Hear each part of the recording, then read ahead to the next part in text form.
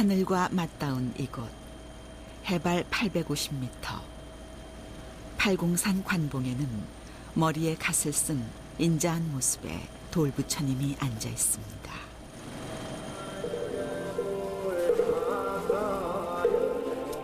약사열애불로 불리는 관봉석조열애 좌상. 사람들은 그저 편하게 갓바이 부처님이라고 부릅니다. 눈과 비바람 속에서도 천년을 넘게 사바세계의 중생들을 지켜본 갓바이 부처님은 간절히 기도하면 한 가지 소원은 꼭 들어준다고 전해오고 있습니다.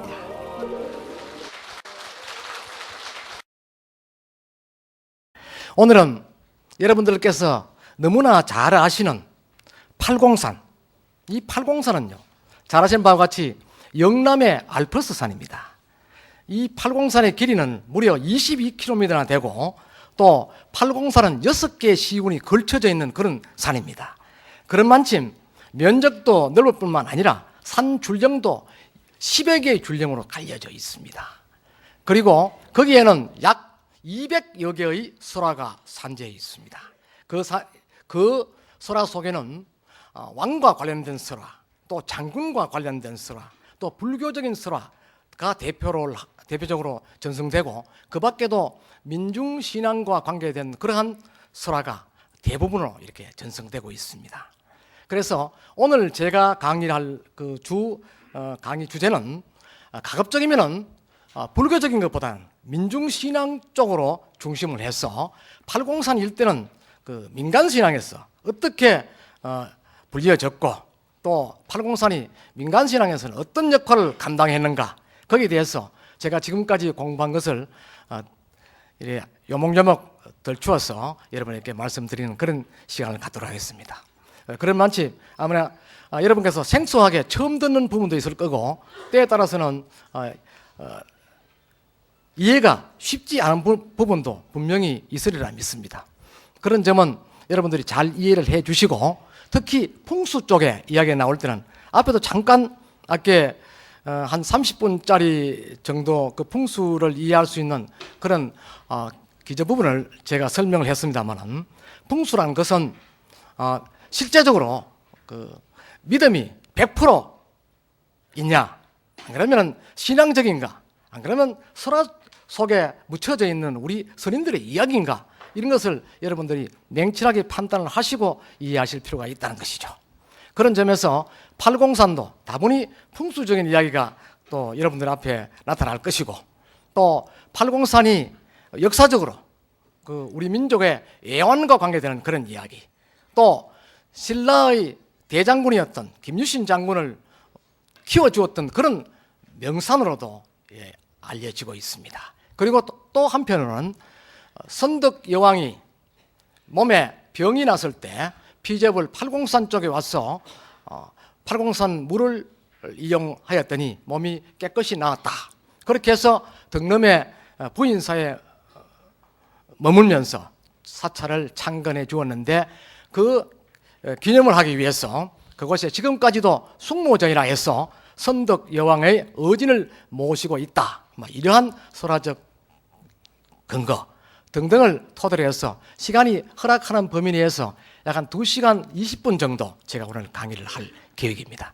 여러분들께서 혹시 부족하면은 그분의 상세한 이야기들은 오늘 밤에 11시 정각에 MBC에 보면은 팔공산 갓바이라는 프로그램을 반영합니다.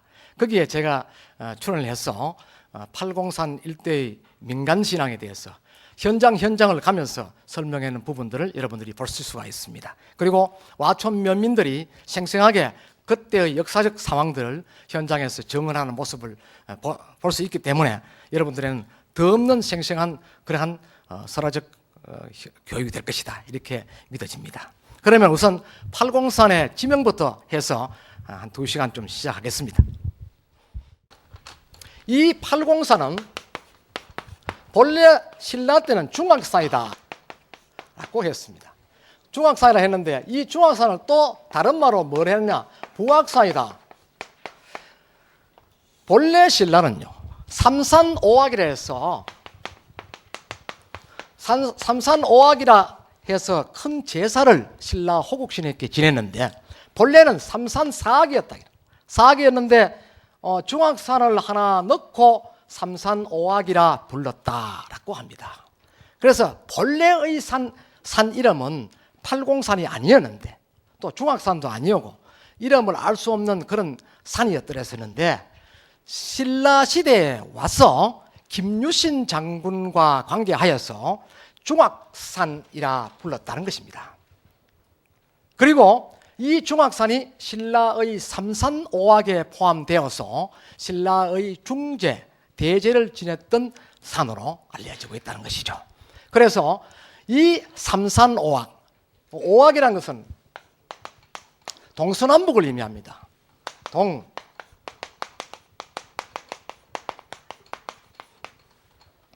경사에도 보면 동부동, 서부동, 남부동, 북부동 이렇게 있죠.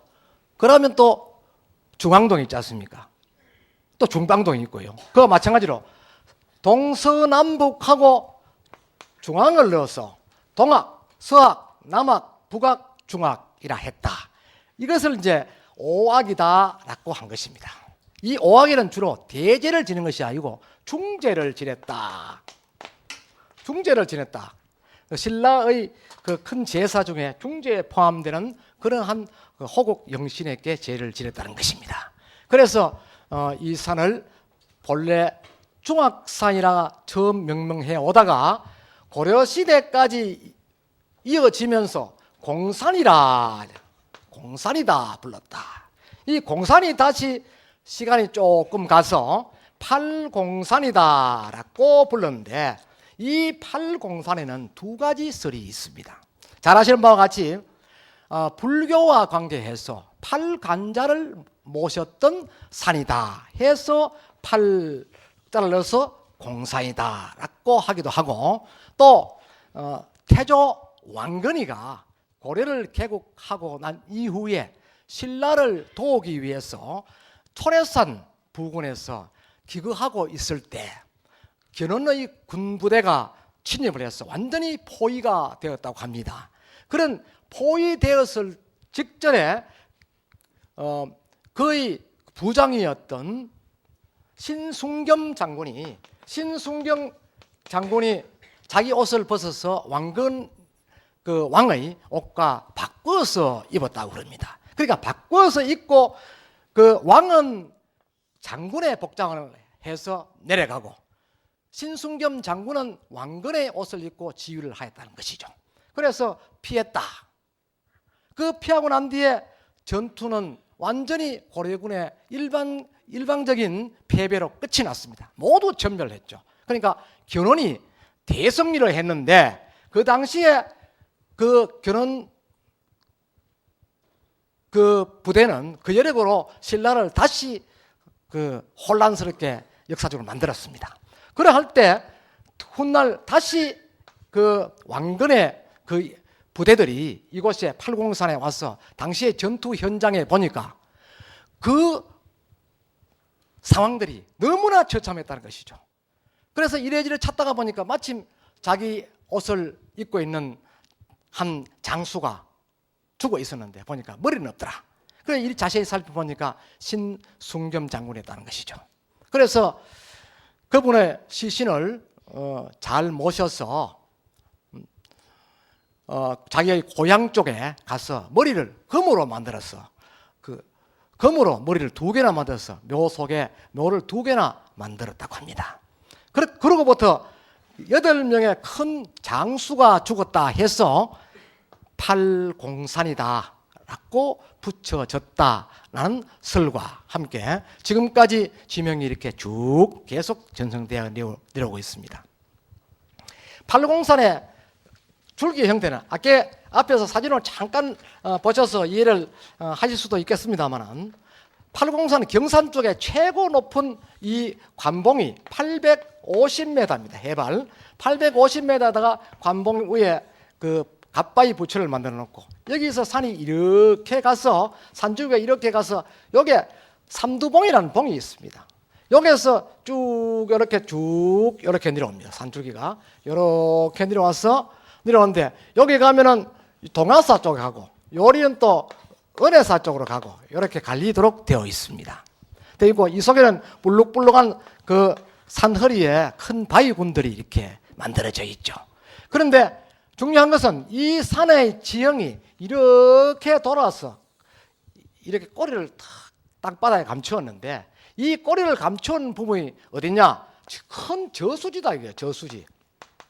저수지다 것입니다. 이 저수지가 어디냐면 와촌면 대동에 있는 마을 앞 저수지입니다. 본래 와촌면, 여기 와촌면 분 계시는지 모르겠는데 와촌면은 그 앞산들이 마치 화산, 불의 산처럼 이렇게 생겨서 풍수지리학적으로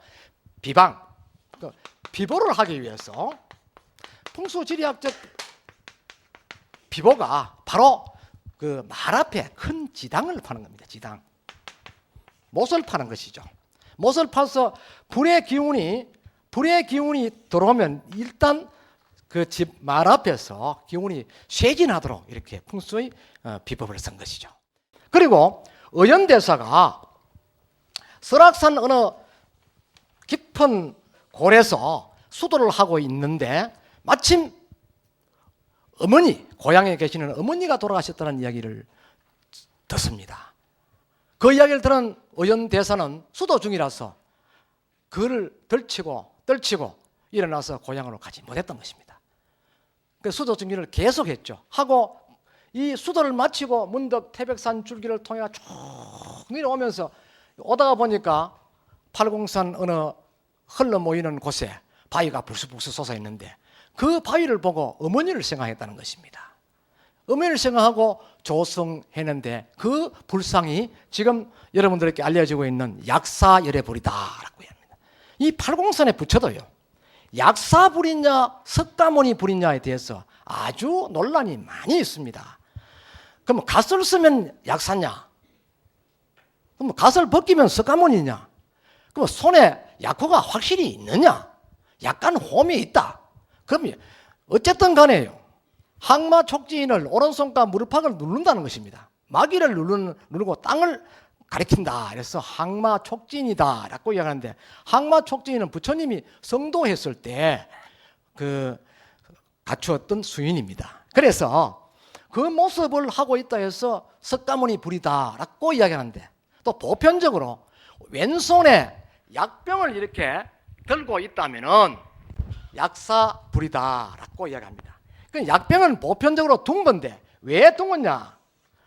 그 서방의 유리광, 그 약사불을 서방 유리광 대불이다 이렇게 이야기하는데, 서방은 저 러시아 쪽입니다. 그 러시아 쪽에 가서 인도 쪽에서 약을 구해왔는데 그 약을 유리 속에 둥근 유리함 속에 넣어왔다 해서 그렇게 불렀던 것이 불상의 호칭도 그렇게 한 것이라 이렇게 전해지고 있습니다.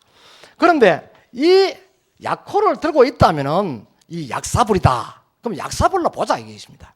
약사불로 본다면은 이 갓바위 부처는 의연대사가 돌아가신 어머니를 위해서 추선공양, 어머니를 그 좋은 곳에 이렇게 모시기 위해서 영가를 위로하는 그런 공양을 하기 위해서 불상을 만들었다면 보편적으로 상징적 불이 지장보살입니다.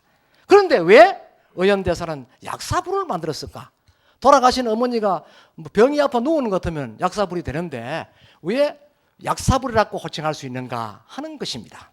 그래서 여기에 대한 미스터리와 여러 가지 의견이 많이 있습니다. 그러나 이게 왜 팔공산 일대에 있는 부처를 약사불이라 칭하느냐 하면은, 팔공산 일대에 여러분들 잘 아시는 바와 같이 동아사 통일대불과 더불어서 대웅진의 불상, 그 밖에 뒤에 있는 동봉의 불상 등등이 모두가 약사 수인을 하고 있는 그러한 불상입니다. 그래서 신라 이후에는 팔공산 일대를 약사 도량이다 이렇게 이야기했습니다. 그러니까 갓바위가 있는 그 불상도 동일한 그 형상에서 약사불이 맞지 않겠느냐 하는 것입니다. 그리고 이 불상의 방향은 동남 방향으로 각각 15도씩 양보한 지점에 동남방을 보고 있습니다. 그렇다면 과연 그 보는 위치가 어디일 것인가 하는 데서 경산 사람들은 경산을 보고 있다. 박물관장은 우리 경산 시립박물관을 보고 있다 라고 이야기하고, 여러분들은 여러분들대로 또 이야기를 하실 겁니다. 그러나 중요한 것은 동해를 응징하고 있다는 것이죠. 동해를 응징하면서 해를 보고 있다는 것입니다. 해를 보고 있다는 것이죠. 이와 같은 불상의 형태는요, 석굴암 본전불에서 여러분들이 볼 수가 있습니다. 지난번 제가 이 관계에 대해서 논문을 하나 쓴 적이 있는데 그와 크게 다를 바가 없습니다. 그런데 왜 약사불이 항마촉진을 하고 있을 것인가? 그렇다면 그 산아래에 있는 마귀는 도대체 누구이냐? 그럼 경산 사람이 마귀냐? 아니다 이지. 그러면 어디? 저 동해 건너편에 외구가 마귀일 것인가 하는 데서 학자들 간에 여러 가지 초점을 맞추고 있습니다. 그러나 어느 거 하나도 부처님 마음이기 때문에, 또 이 불상을 조성한 조형 예술가의 마음이기 때문에 정확한 것은 읽어낼 수 없는 것이 우리의 인간입니다. 그래서 일단 이 팔공산 줄기가 이렇게 해서 되어 있는데, 이 일대는 풍수 지리상에 물과 관계가 있대요. 물과는 아주 깊은 관계가 있다는 것이죠. 팔공산 22km 전 줄령에 보면은 모두 약수라에서 물이 펑펑 쏟아지는 거죠. 물이 얼마나 힘이 센지요. 물을 수도로 틀어서 물을 딱 틀면 물은 처음 큰 그 양동이에 받으면 물 색깔이 막지 않습니다. 부엌게 나옵니다. 물살이 너무나 세서. 그래서 이걸 장군수다 이렇게. 이 물을 장군수다. 그래서 팔공산 그 일대 22km 일대를 보면 장군바위, 뭐 장군암, 뭐 장군수 이런 지명을 사용하는 곳이 참 많다는 것이죠. 그런데 본래는 이 장군신앙을 추종하기 이전에는 팔공산 일대가 용왕신앙의 중심지가 됐다. 용왕신앙의 중심지가 됐다. 이 용왕신앙의 중심이라는 것은 곧 물이 근간이 된 그런 신앙체가 만들어졌다는 것이죠. 우리 한국에서요, 최초로 조성 신앙화되었던 그런 것이 무엇이냐 하면은, 물론 여러분들이 잘 아시는 바와 같이 그 민중신앙, 즉 민간신앙 중에서 가장 먼저 민중에게 친근감을 주었던 신앙이요, 산신신앙, 그 다음에 용왕신앙입니다. 이 두 신앙체가 결합이 되어서 민중을 통제하는 것이죠. 이래 할 때 중간에 부속적으로 나타나는 것이 이제 마을을 통제하는 마을신앙, 그 다음에 이 마을신앙 내에서 가신신앙, 집안의 신앙, 이렇게 해서 신앙체가 구성되게 되어 있습니다. 그런데 이 가신신앙에도 물이 있고, 마을신앙에도 물이 있고, 용왕신앙에도 물이 있고, 산신신앙에도 물을 가까이 한다는 것이죠. 풍수지리에서는요, 산과 물을 가지고 음양을 구분하는데, 풍수에서 산은 무엇이냐?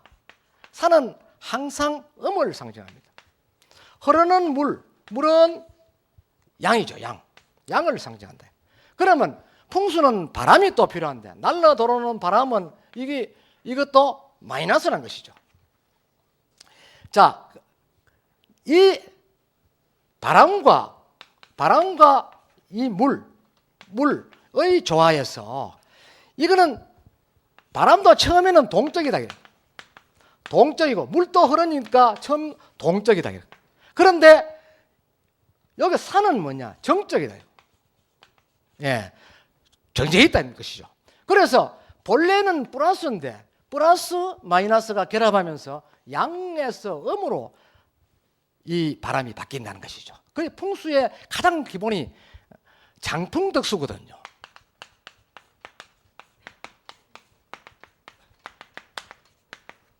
장풍덕수라는 무엇이냐면, 바람은 끌어안고 감추고 물은 얻는다는 것입니다. 풍수에 물이 없으면 안 되고 바람이 없으면 안 됩니다. 그래서 집을 지어도, 양택에 집을 지어도 반드시 뒤에는 산이고 앞에는 물이 있어야 된다. 그러니까 물이 어떻게 들어오느냐? 집이나 묘가 이래 있는데 물이 바로 들어오느냐, 물이 비껴서 이래 나가느냐에 따라서 엄청난 그 해석으로 바뀐다는 것이죠. 그러니까 물은 어디에 되니까 가까이 돌아야 된다. 물이 비껴나가면 안 된다는 것이죠. 물이 돌아가도 나가는 것이 보여서는 안 된다는 것이죠. 돌기만 돌아야 되는 게라. 바람은 돌아서 잠자야 되지. 바람도 돌아서 이리 빙글빙글 도면서 주위를 헤치면 그 자리는 아주 나쁜 폐기라는 것입니다. 이것이 풍수의 원리입니다. 그 원리를 이 용왕이란 신앙의 존재가 강력하게 이 자리매김을 하고 있는 것입니다. 그것이 이제 민족의 그 강력한 어떤 중심 신앙이 된 것이죠. 이 산신은 또 뭐냐 하면은 아시는 바와 같이 요산에 산에 가면 늑대도 없고 호랑이도 없지만 옛날에는 호랑이가 참 많았거든요. 우리 설화에 보면 호랑이는 바로 저승사자 중에서도 현장에서 적결 재판을 하고 난 뒤에 재판 결과를 사후에 옥황상제한테 보고하는 걸로 되어 있습니다. 그러니까 호랑이는 먼저 죄인을 보면 잡아 먹어버린다. 죽여버린다. 죽여버리고 뒤에 가서 상제에게 보고하고 그 사람이 뭐 천당 간다, 극락 간다 재판할 때 나가서 이러이러 해가 이렇게 되었습니다라고 이야기를 해준다는 것이죠. 그래서 모든 사람들은 이 산신에 대해서 산의 최고의 그 권위자가 범이거든요. 이 범에 대해서 상당한 경외심을 가졌다는 것입니다. 이러한 경외심이 결국은 그 산신이란 그 신앙체로 이렇게 변화된 것입니다. 그래서 산신과 용왕이 강력하게 버티고 있을 때 우리나라에 불교가 들어온 것입니다. 불교 들어오니까 이 두 가지 신앙체 때문에 도저히 불가능한 것입니다. 그래서 이차돈 그 선생이 순교를 하고 난 뒤에 회유책으로 그러면 전래에 산신과 용왕을 같이 결합시켜 주겠다라는 조건으로 절을 짓게 된 것이죠.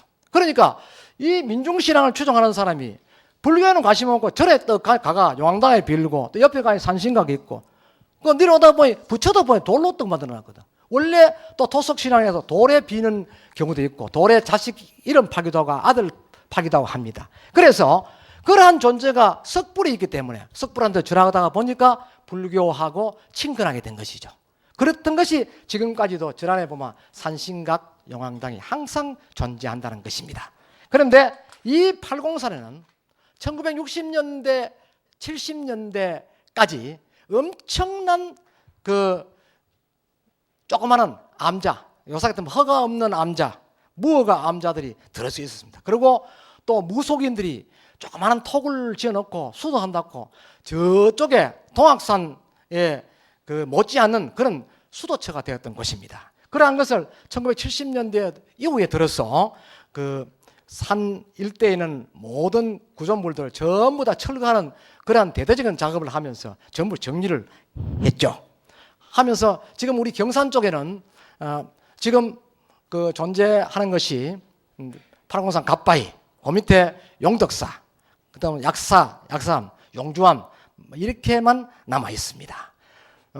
그 불상들도 상당한 순환을 겪으면서 그 지내왔기 때문에 거기에는 옛날 불상이 전혀 없습니다. 그런데 특이하게도 그 불상들이 있는 곳에 가면 모두가 물이 있다는 것입니다. 오히려 불신앙보다는 용왕신앙이 더 강력하다는 것이죠. 그 용덕사에 가면요, 물이 용왕당이랑 별도로 있습니다. 거기는 그 대웅전에 가서 기도하는 사람보다 용왕당에 기도하는 사람이 더 많다는 것입니다. 그리고 용주암이라는 산 꼭지에 있습니다. 그러나 그 꼭지에도 물이 새어 나오는 곳에 많은 사람들이 기도하러 온다는 것입니다. 그 밖에도 팔공산 주변에 있는 원효암, 천성암, 불굴사 이와 같은 그 암자 또는 사찰에서도 모두 물을 최고로 보는 신앙처로 지금까지도 모시고 있습니다. 예를 들면은 불굴사 뒤편에 가면요, 홍주암이라는 조그마한 암자가 바위 석굴 속에 이렇게 암자가 이렇게 만들어져 있습니다. 이게 홍주암인데, 홍주암 이쪽 이렇게 보면은 여기에 물이 또닥또닥 그런 데 있는데 보면 글을 이렇게 씁니다.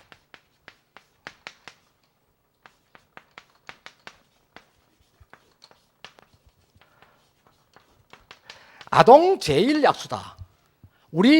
우리나라 동쪽에서는 최고 가는 약수다. 아동은 뭐냐? 신라를 의미합니다. 신라의 최고의 약수다 하는 것이 명문으로 바위에 새겨져 있습니다. 그 명문을 그 전문가한테 일해 본 결과 신라 시대 때 조각했던 그러한 글체다라는 것이 판명이 되었습니다. 그러면 신라 시대 때부터 이곳이 물이 제일 좋다. 그래서 이 사찰에 가면요, 전설이 이런 것이 있습니다. 김유신 장군이 심신선언을 하다가 그곳에 물을 묻고 힘을 내었다. 원효 대사도 그 밑에서 수도를 하였는데 그 물을 이용했다라는 그런 설화가 있습니다. 그래서 지금도요, 오늘 이 시간도 어제 백중 때쯤 되면은 사람들이 줄을 잇습니다. 그런데 특이하게도 이 아동 제1약수에는 가면은 머리가 조금 좋지 않은 사람들, 판단력이 좀 신찬한 사람들, 또 남을 많이 의심하는 사람들, 자기 판단이 옳지 못하는 정신계통의 질환이 있는 사람은 이곳에 와서 물을 마시면 좋아진다 라는 또 전설이 있죠. 이것은 전설적인 어떤 의미보다는 속설적인 의미를 가지고 있다는 것입니다. 그래서 이곳에는 지금까지도 많은 사람들이 있고, 또 거기에 보면 조금 밑에 약사불이 있습니다. 그 약사불이 있는, 약사불 부처가 고려시대 조선가 부처가 이렇게 머리가 가다나 귀가 가다나 이렇게 생긴 불상이 있습니다. 이 불상에도 이 산에 물이 많고 습기가 많아가요. 비가 한 2, 3일 전에 올라오면 이 부처 전체 몸뚱이에서 습기가 꽉 쌓인다는 것이죠. 비가 많이 올 때는 마침 이 땀처럼 그 펑펑펑 솟아서 나 있다는 거죠. 볼록볼록볼록 똑 이래 여드름처럼 온몸에 나 있다는 것입니다. 그러면 비를 온다 해서 이 불상을 예측불이다, 예측불이다 이렇게 부르고 있습니다. 이런 것들은 바로 이 물과 불과, 불은 부처입니다. 부처와 옛부터 밀접한 관계를 두고 있으면서 팔공산 일대는 불교신앙이 정착되기 이전에 강력하게 용왕신앙이 대두되었다. 그러니까 이 팔공산 일대의 그 설화, 또 팔공산 일대의 불교, 이것을 훗날에는 지금 와서는 한 가지 소원이 이루어지는 것이다, 불상이 어떠하다 이렇게 이야기를 합니다만 1960년대까지는 팔공산이 와촌 면민들이 흉년에 또 비가 올 때 기우제를 지냈던 중요한 곳이다. 기우제는 보편적으로 산이 하늘과 가장 가까이 있는 곳에 기우제를 지냅니다. 왜 그러냐? 기우제는 기우제 지낸다. 기우제는 바로 물을 얻는다는 것인데 물을 주는 존재는 누구냐? 용이라는 것이죠. 용은 물을 제압하고 또 비를 오도록 하는 그런 존재로 나타나 있습니다. 용의 권능이 모두 45가지가 있는데 이 45가지 중에 용은 일반적으로 가장 앞서는 존재로 이렇게 등장을 합니다. 하지만은요, 신앙적 존재는 용은 용왕신앙이다. 또 그 불신앙의 수호신이다. 이렇게 평가를 하고 있습니다. 그런데 이 용이 있는 가장 가까운 지점에 올라가서 기우제를 지내면은 농민들의 타는 이 마음을 이해해 줄 것이다 하는 것입니다. 보편적으로 날이 가물 때는 7, 8월에 이렇게 가장 가무지 않습니까? 그 가문데 왜 이 사람들이 땅바닥에 가서 기우제를 안 지내고 산 정상에 가서 지내느냐 하는 것도 이 설화적 상상력에서 이루어진 것입니다. 보편적으로 용은요, 춘분의 하늘로 올라가서 언제 내려? 추분의 땅으로 탁 내려온다는 것입니다. 그러니까 반듯 놀아서 추분에서 춘분까지는 하늘에 가 있고 추분 이후는 다음에 춘분까지는 땅에 있다는 것이죠. 그러니까 이때는 이미 하늘에 있는데 땅에다가 죄를 지내봤자 아무 효험이 없다는 것이죠. 그래서 이 인간들은 하늘에 가장 가까운, 용이 우리의 소망을 들을 수 있는 가장 가까운 곳에 올라가서 죄를 지낸다는 것입니다. 그 죄를 지내기 위해서 와촌 면민들이 찾아보니까 경산에서 제일 높은 산이 팔공산입니다. 850m 관봉이 제일 높거든요. 이곳에 가서 죄를 올렸던 것입니다. 제가 조사해 보니까 850m 관봉에 처음에 기우제를 지낼 때는 와촌 면의 기관장, 이장 이런 사람들이 한 10여 명 가서 크게 음식을 차려놓고 제를 지내는데 그 제 지내는 장소가 갓바위 부처가 있는 그곳입니다. 그 제일 높으니까 거기다 제단을 차려놓고 이제 제사를 지내고 내려오는데 그래도 비가 왔다는 것이죠. 안 오니까 어떻게 했느냐, 한 열흘 후에 그 다음에는 와촌에 있는 그 기관장들이 올라가는 것이 아니고 그 다음에는 농민들이 올라간다는 것입니다. 농민들이 어떻게 이제는 그 술지고 떡해가 가는 것이 아니고 돼지를, 까만 돼지를 한 마리 사람처럼 네 다리를 묶어가 한 사람이 짊어지고 올라가고 그 뒤에는 맨지게에다가 낫을 하나씩 좀 꽂고 제일 마지막 가는 사람은 술마 한 마리씩 지고 올라가는 거죠. 이렇게 올라가서 갓바위 부처 앞에 가서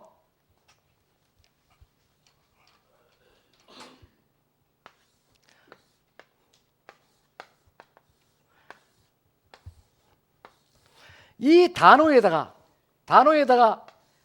그 꿀꿀이 돼지를 이렇게 얹는 거죠.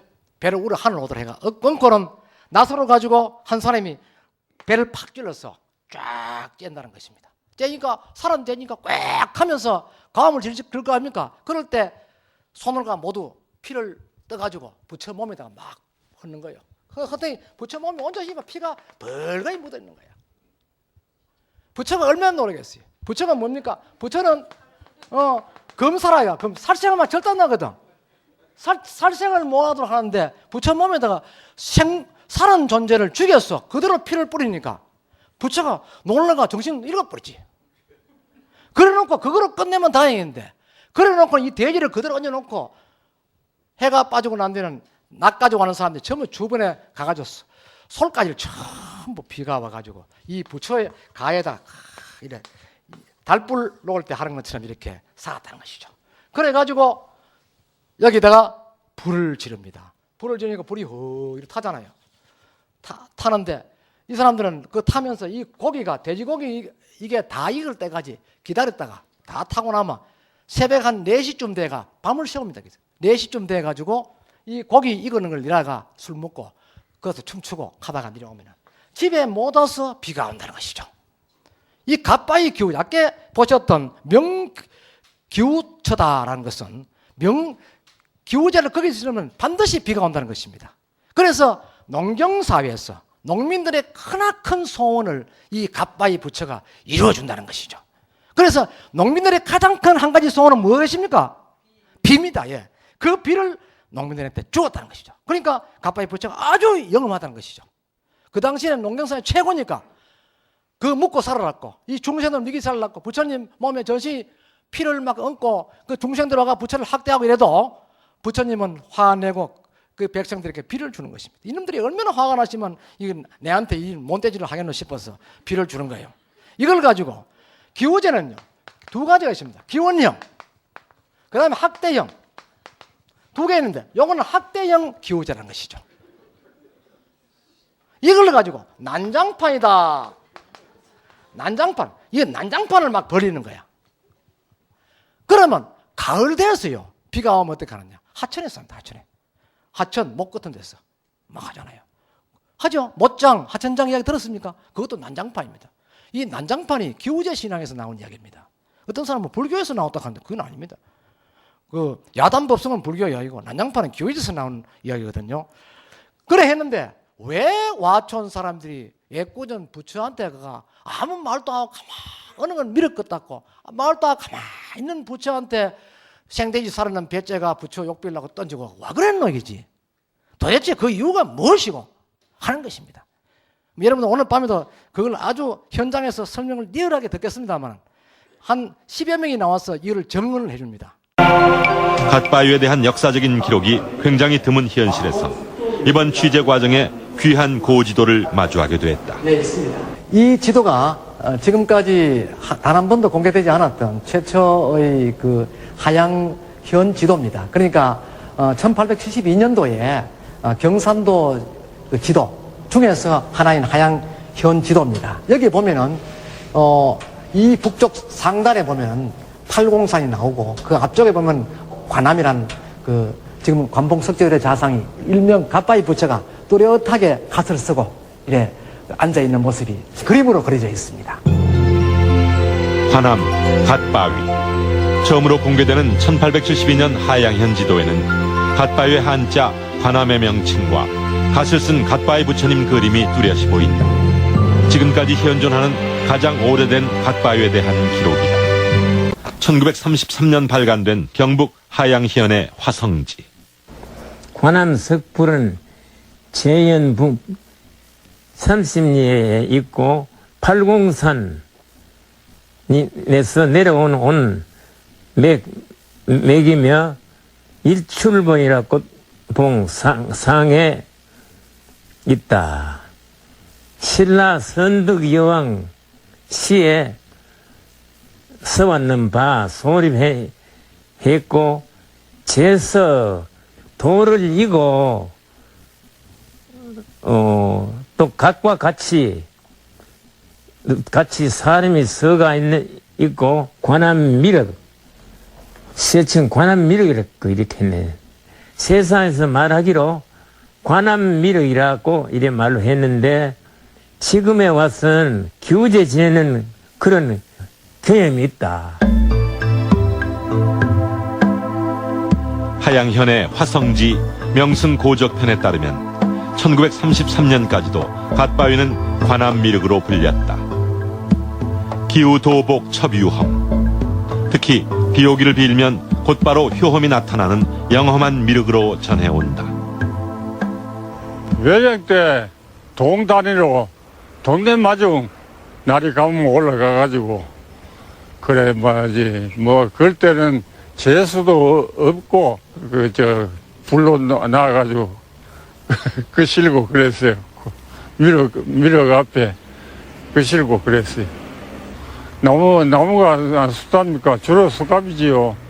앞에 이렇게 쳐져놓고 불로 질러 놓으면 미륵 앞에 불이 안 탑니까? 미륵 얼굴 코로 실어 놓으면 그걸 씻기 위해 가지고 비를 내려온다. 비가 온다는 그런 속담이 있어가지고 그랬는가 봐요. 일제시대 때는 민간주도로 기우제를 지냈지만 광복 후에는 관주도로 기우제를 지냈다고 한다. 1955년에 동양대학을 갔습니다. 비가 와서 우리 동네 전부 다 술시설도 없고 전부 작화가 안 돼가지고 무지에 가자고 일주일 전부터 그 회의를 했습니다.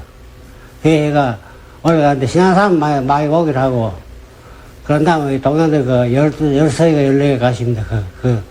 그러니까 올라가고 전부 모욕했습니다. 모욕 제기하고 무지를 잘 지냈습니다. 그 대지를 놓고 무지를 지냈는데 그 대지를 필요가 그 위에 부처님 아가가 그거 있어가지고 그래서 꾸부가 소가불 나가고 꾸부가 불러놓고 이래 부처님 앞에 끄지고 소가불 놓고 화장을 하면 식은 누른다고 표도 늘고 이러면 식은 누른다고 비가 와봤다 이 말 전설이 있습니다. 지르고라기 저버가 늘었다가 하니까 돼. 비가 좀 빗발이 좀 들어요. 빗발이 좀 들면 며칠 좀 동네가 있는데 마이가 불어가지고 물러먹은 게 돼버렸습니다. 그 지원사한테 절도 받고 배려도 많이 받았습니다. 갑하고 미륵님 약사이든지 봉사이든지 남의 다 무슨 모르거든. 그건 모르고 약사 갑하에 가면 아유 갑하 미륵님 공들어 가라 하거든. 농경시대 농민들이 가장 필요한 것은 물. 갓바위 부처님은 물이라는 하나의 큰 소원을 들어주는 기도처로서 한 가지 소원을 들어준다는 그 유래가 됐다. 농민들이 온몸에 부처에 피를 뿌려놓고 그 다음에 손가지를 비워와서 부처 몸 주변에 이제 감싸두고 불을 질렀습니다. 그러니까 마치 그 보름달에 그 달불놀이 하듯이 불을 태우니까 이 불상 주변이 모두 검게 타오르고 그 심지어 위에 있는 판석까지도 가열이 되어서 균열이 나고 이렇게 됐다는 것이죠. 그런데 설화적으로는 어떻게 또 해석이 되느냐 하면은 이 불상을 지키는 존재는 용이란 존재로 되어 있습니다. 불상을 수호하는 신은 용이거든요. 그러니까 용이 이 불상을 지켜줘야 하는데 인간이 불상을 자해해도 용이 보지 못했다는 것이죠. 훗날 불상 주변에 이 불상을 지켜주는 용신이 와서 또 보니까 자기가 지켜야 될 의무를 다하지 못했다는 것이죠. 그래서 비를 오도록 해서 불상을 깨끗이 씻어냈다. 그러므로 해서 반사이익적으로 농민들은 비를 얻을 수 있었다는 그러한 설화적 상상력이 이 속에 숨어 있습니다. 여기에 풍수설화적인 해석도 한 몫을 한다. 갓바위 부처가 앉아있는 자리는 바로 비를 관장하는 용의 콧잔등. 용이 승천하지 못하도록 눌러서 물을 얻는다는 것이다. 여기 갓바위에 위치하고 있는 이 주인은 거대한 용이 와촌 대동지에서 발원해서 이렇게 그 대안일 쪽으로 휘감고 있는 곳입니다. 제가 서 있는 이곳, 불상이 서 있는 이 자리는 용의 긴 콧등위 부위가 되고 있습니다. 그래서 이 콧등위에 거대한 암석군에다 불상을 조성했기 때문에 이 용이 성천하는 기운, 그리고 다시 여왕신앙의 어떤 물의 그 조절을 이 불상이 눌러줌으로 인해서 이곳의 여왕신앙의 어떤 그 영험함을 계속 유지할 수 있다는 것이죠. 그러니까 거대한 용이 성천했다 하는 이 일대에는 물이 아주 풍부한 곳이고 예부터 용왕신앙이 성행하였던 그런 803 일대 용왕신앙의 본산이다 이렇게 말씀드릴 수가 있습니다. 그 현장을 내가 그랬다 자기 직접 해는 사람이 나와서 얘기해 줍니다. 지금 그 일을 직접 참여한 사람들이 보통 83살 이상입니다. 와촌에 지금 한 10여 명이 지금 살아 계시는데 대표적으로 와촌 그 노인회장을 했던 김종명 어르신네가 몸이 요새 많이 안 좋습니다만은 그 어른이 현장에 그 당시에 동장을 했대요. 23살 때인가 동장을 했는데 그때 참여해가지고 직접 벌였답니다. 그래서 이 난장판을 버리고 있는데 왜 그랬느냐? 이유가 있다. 자, 아까 앞에 분명하게 말씀드린 바와 같이 용은 두 가지 권능을 가지고 있다. 크게 용왕으로서 그 다음에는 수호신으로서 권능을 가지고 있다는 것이죠. 그러니까 이 수호신은 누구를 수호하느냐? 부처를 수호한다는 것입니다. 그래서 여러분 아시는 바와 같이 보통 용을 몇 마리 있냐? 10마리 있나? 없나? 라고 이야기할 때 있겠나? 9마리 9마리도 있겠지. 8마리 있겠지. 그러나 인간이 숫자를 정해놨기 때문에 정할 때 모두 9마리 뿐이다. 용은 9마리 뿐인데 10마리는 있을 수 없다는 것이죠. 그래 용성구룡에도 누가 전설을 이야기하는 사람이 만드는 사람이 10마리의 새끼를 낳았다. 뒤에 가보면 용은 9마리 뿐인데 왜 10마리 낳았노? 그러니까 내 자문 이야기했다. 9마리 낳았다 하니까 안 되거든요. 그래서 어떻게 했느냐? 한 마리는 어미 말을 안 들어가 동해의 부왕이 죽여버렸다. 이래가 9마리다. 이렇게 해서 9마리 되거든요. 이 9마리는 어디에다 있느냐? 보편적으로 사찰에 있다는 것입니다.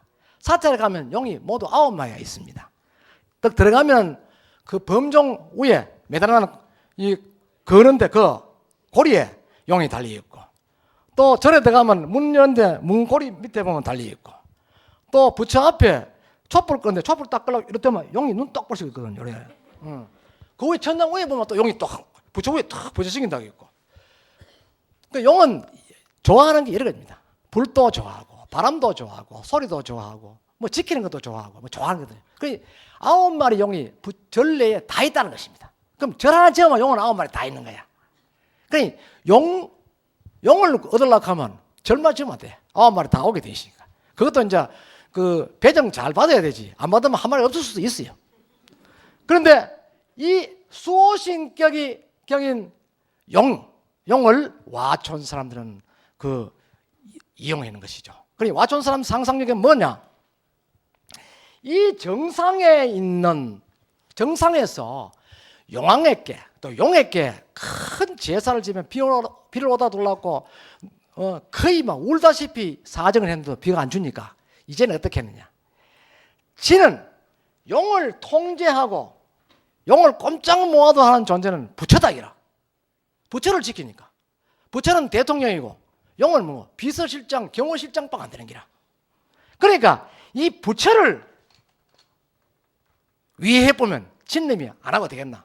이렇게 한 것입니다. 그래서 부처를 새까마히 딱 태워보는 기라. 피를 벌게 묻혀놔고요. 용이 어디가 놀다가 휘바람 쏘도 부리면 구름 위에 가다 보니 어이구 지가 지켜야 될 부처가 새까마히 타붙거든.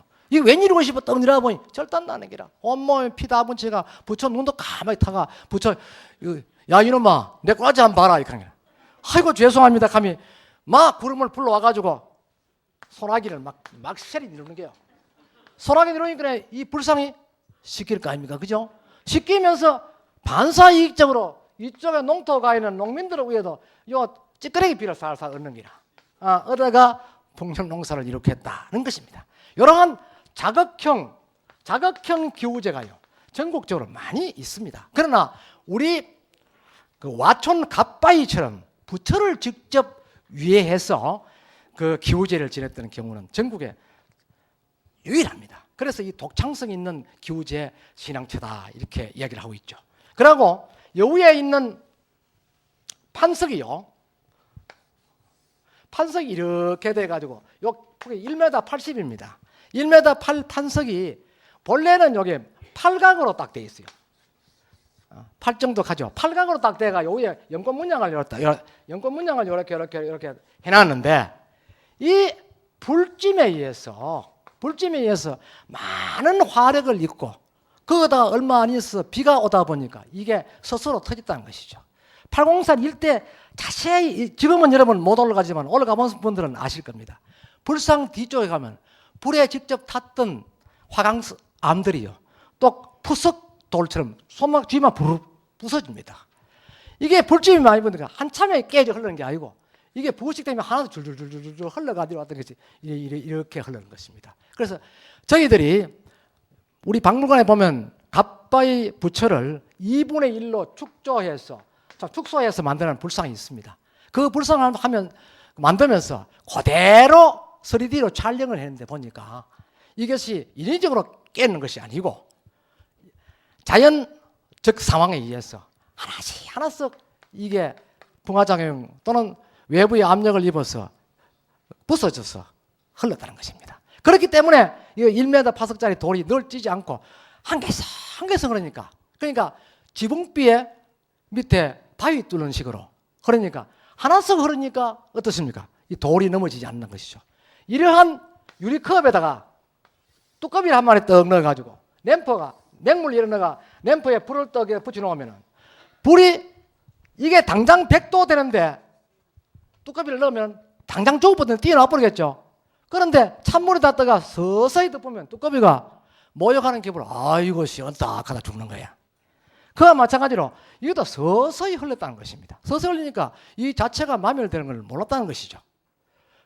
중요한 것이 이것이 아니고 와촌 면민들이 어떻게 이러한 설화적 상상력을 하게 되었나 하는 것입니다.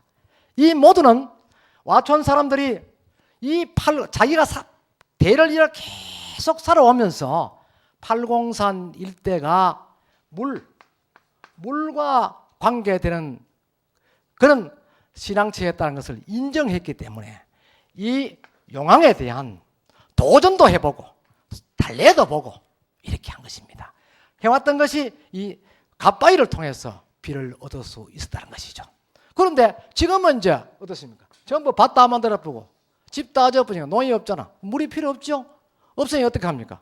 이제는 대학 가는 아들한테 농사는 이제 필요 없으니까 우리 아들 대학 시험이나 제대로 해달라고 빌고 아들은 전자오락시장 놀고 엄마는 서울대 보내달라고 빌고 이제 그래 하러 오는 겁니다. 그러다가 원래 공부 좀 잘하는 놈은 합격되면 그걸만 합격하고 전자오락실에 가가 노는 놈이 엄마 사흘 밤새매가 무릎팍 다까지도 절했다고 해서 시험 되는 것 하면 그거 안 될 게 없죠. 그럼 불공평하지. 풍수도 마찬가지입니다. 풍수요. 풍수는 어떤 경우라도 명당은 주인이 있다는 것입니다. 명당은 반드시 주인이 있는 것이지 주인이 없는 명당은 없다는 것이죠. 예를 들어가지고 갑이라는 사람이 자기 선친을 위해서 묘를 이장하려고 세계에서 최고 이름난 명직관을 불러가지고 명당을 이렇게 하나 구했다 하더라도 이 속에 넣으면 발복이 되느냐? 안 된다는 것이죠. 왜? 이 땅은 마이너스네. 이 지기가 사람은 죽으면 음양이 바뀌죠. 사람은 죽으면 이게 마이너스로 딱 된단 말입니다. 그 대가 마이너스가 플러스가 돼야 이게 발복이 되고 풍수에서는 이게 소응합니다.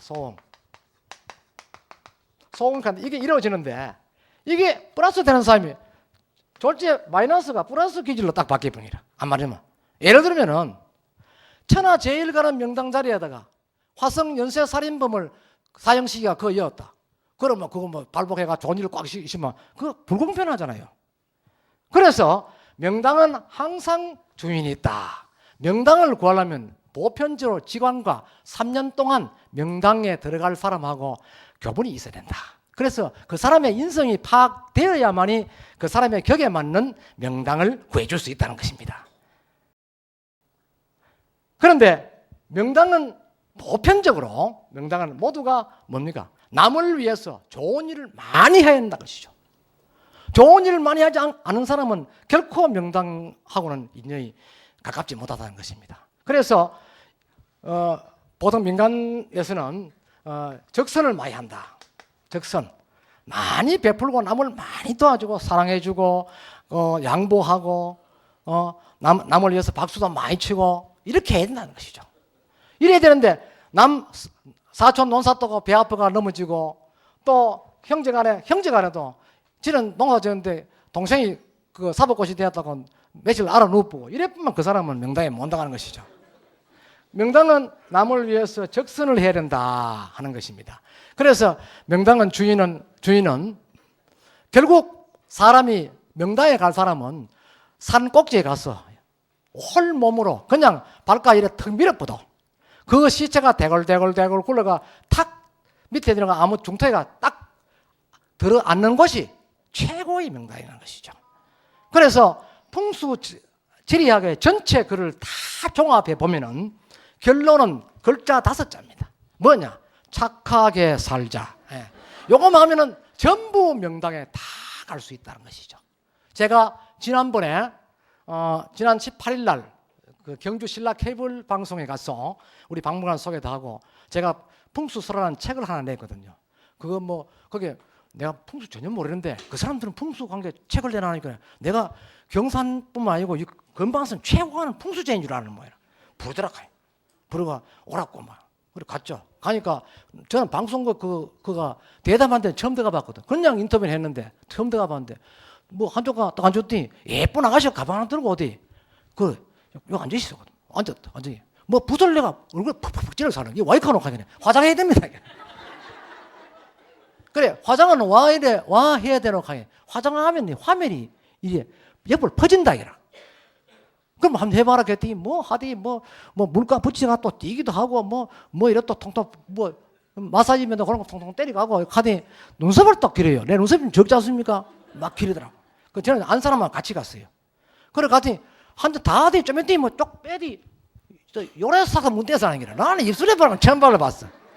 입술터가 하얀 거 그 문대는 걸 발라봤는데 감정이 이상합니다. 이래한데 얼굴 쳐다보면 아가씨도 이쁘지. 이래 다 기분에 내가 이 중성되나 싶은 게 말이야. 그래가 내가 그걸 딱 보니 내가 누군지 잘 모르겠어. 그래가 우리 집 사람이 그 안에 뭡니까 스튜디오 이쪽에 옆에 구경하는데 그거 있는데 잠깐 갔다 올게 하면 갔지. 그가 네 알겠나? 누구세요? 그래 화장을 했습니다. 화장을 하고 했는데 거기서 이제 풍수에 대해서 묻는데 뭐 내 아는 대로 풍수 설하니까 이야기를 쭉 했어요. 하니까 그래 관장님이 풍수에 대해서 전문가이니까 깜짝 놀랐어. 나 이렇게 할 수는 없지. 방송이랑 이렇게 하면 큰일 나거든. 그냥 내가 가만히 있었어. 얘기해보면 맞다 않겠나 하면 그냥 가만히 있었어. 가만히 있으니까. 그런데, 그러면 경산 전체는 풍수 지리 학으로 봐서는 어떠십니까? 그 내가 경산은 명당이다 아니다. 그걸 이야기를 내가 잘 못하잖아요. 그래서 이렇게 했지. 반문을 했습니다. 경산에 어떻게 해서 원효대사, 설총 선생 이런 것 같은 그런 훌륭한 인물이 태어났겠노. 그리고 대학이 전국에 있던 대학이 영 미치다시피 뛰쳐 돌아가 경산에서 다 자리 잡았겠노. 공장이 1,300개나 되는데 와 돌았겠노. 한번 봐라. 뭔가 좋아하는 돌았겠노. 돈벌이 되고 뭐 이거 되니까 돌았겠나 이라. 그런데 내가 왜 그래 돌았는가 참 고민을 했다 기라. 나도 이 글을 쓰면서 고민을 했는데 자세히 살펴보니 이유가 있더라. 경산의 최동국이 뭡니까? 구룡산이면 그죠? 구룡산을 통해서 이렇게 산쪽에 이렇게 좌측입니다. 그죠? 좌측에 이렇게 또 우측에 이렇게 산이 있는데 요게 이제 금박산, 금학산 줄기거든요. 요거는 어떻습니까? 구룡산, 반용산, 용산, 용각산 전부 용자가 붙은 산들만 쭉 이어졌습니다. 그러니까 말 그대로 좌측용 우백호라. 백호인데 구룡산에서 발원하는 물줄기가 쭉 이렇게 흐르는 거야. 어디? 이게 뭐고? 오목천이야. 오목천에 물이 흐르고 이 전체 균형을 흐트러지지 않도록 잘 아까 비보했는데 비보를 해주는 게 뭡니까? 요리 딱 남천천이 또 짜르르 하는 거야. 요전은 또 금호강이 짜르르 흐르니까 요걸 몽땅 감싸주는 그러한 것이고 요 풍수에 쭉 내려오는 요게 내용이거든. 요 내용이 명당자리인데 이 명당자리가 어딨냐 하면은 영남대학 옆쪽이랍니다. 저게 풍수 전문가가. 그래서 옛날 압도국 때 거기에 고분을 많이 만들었다는 것이죠.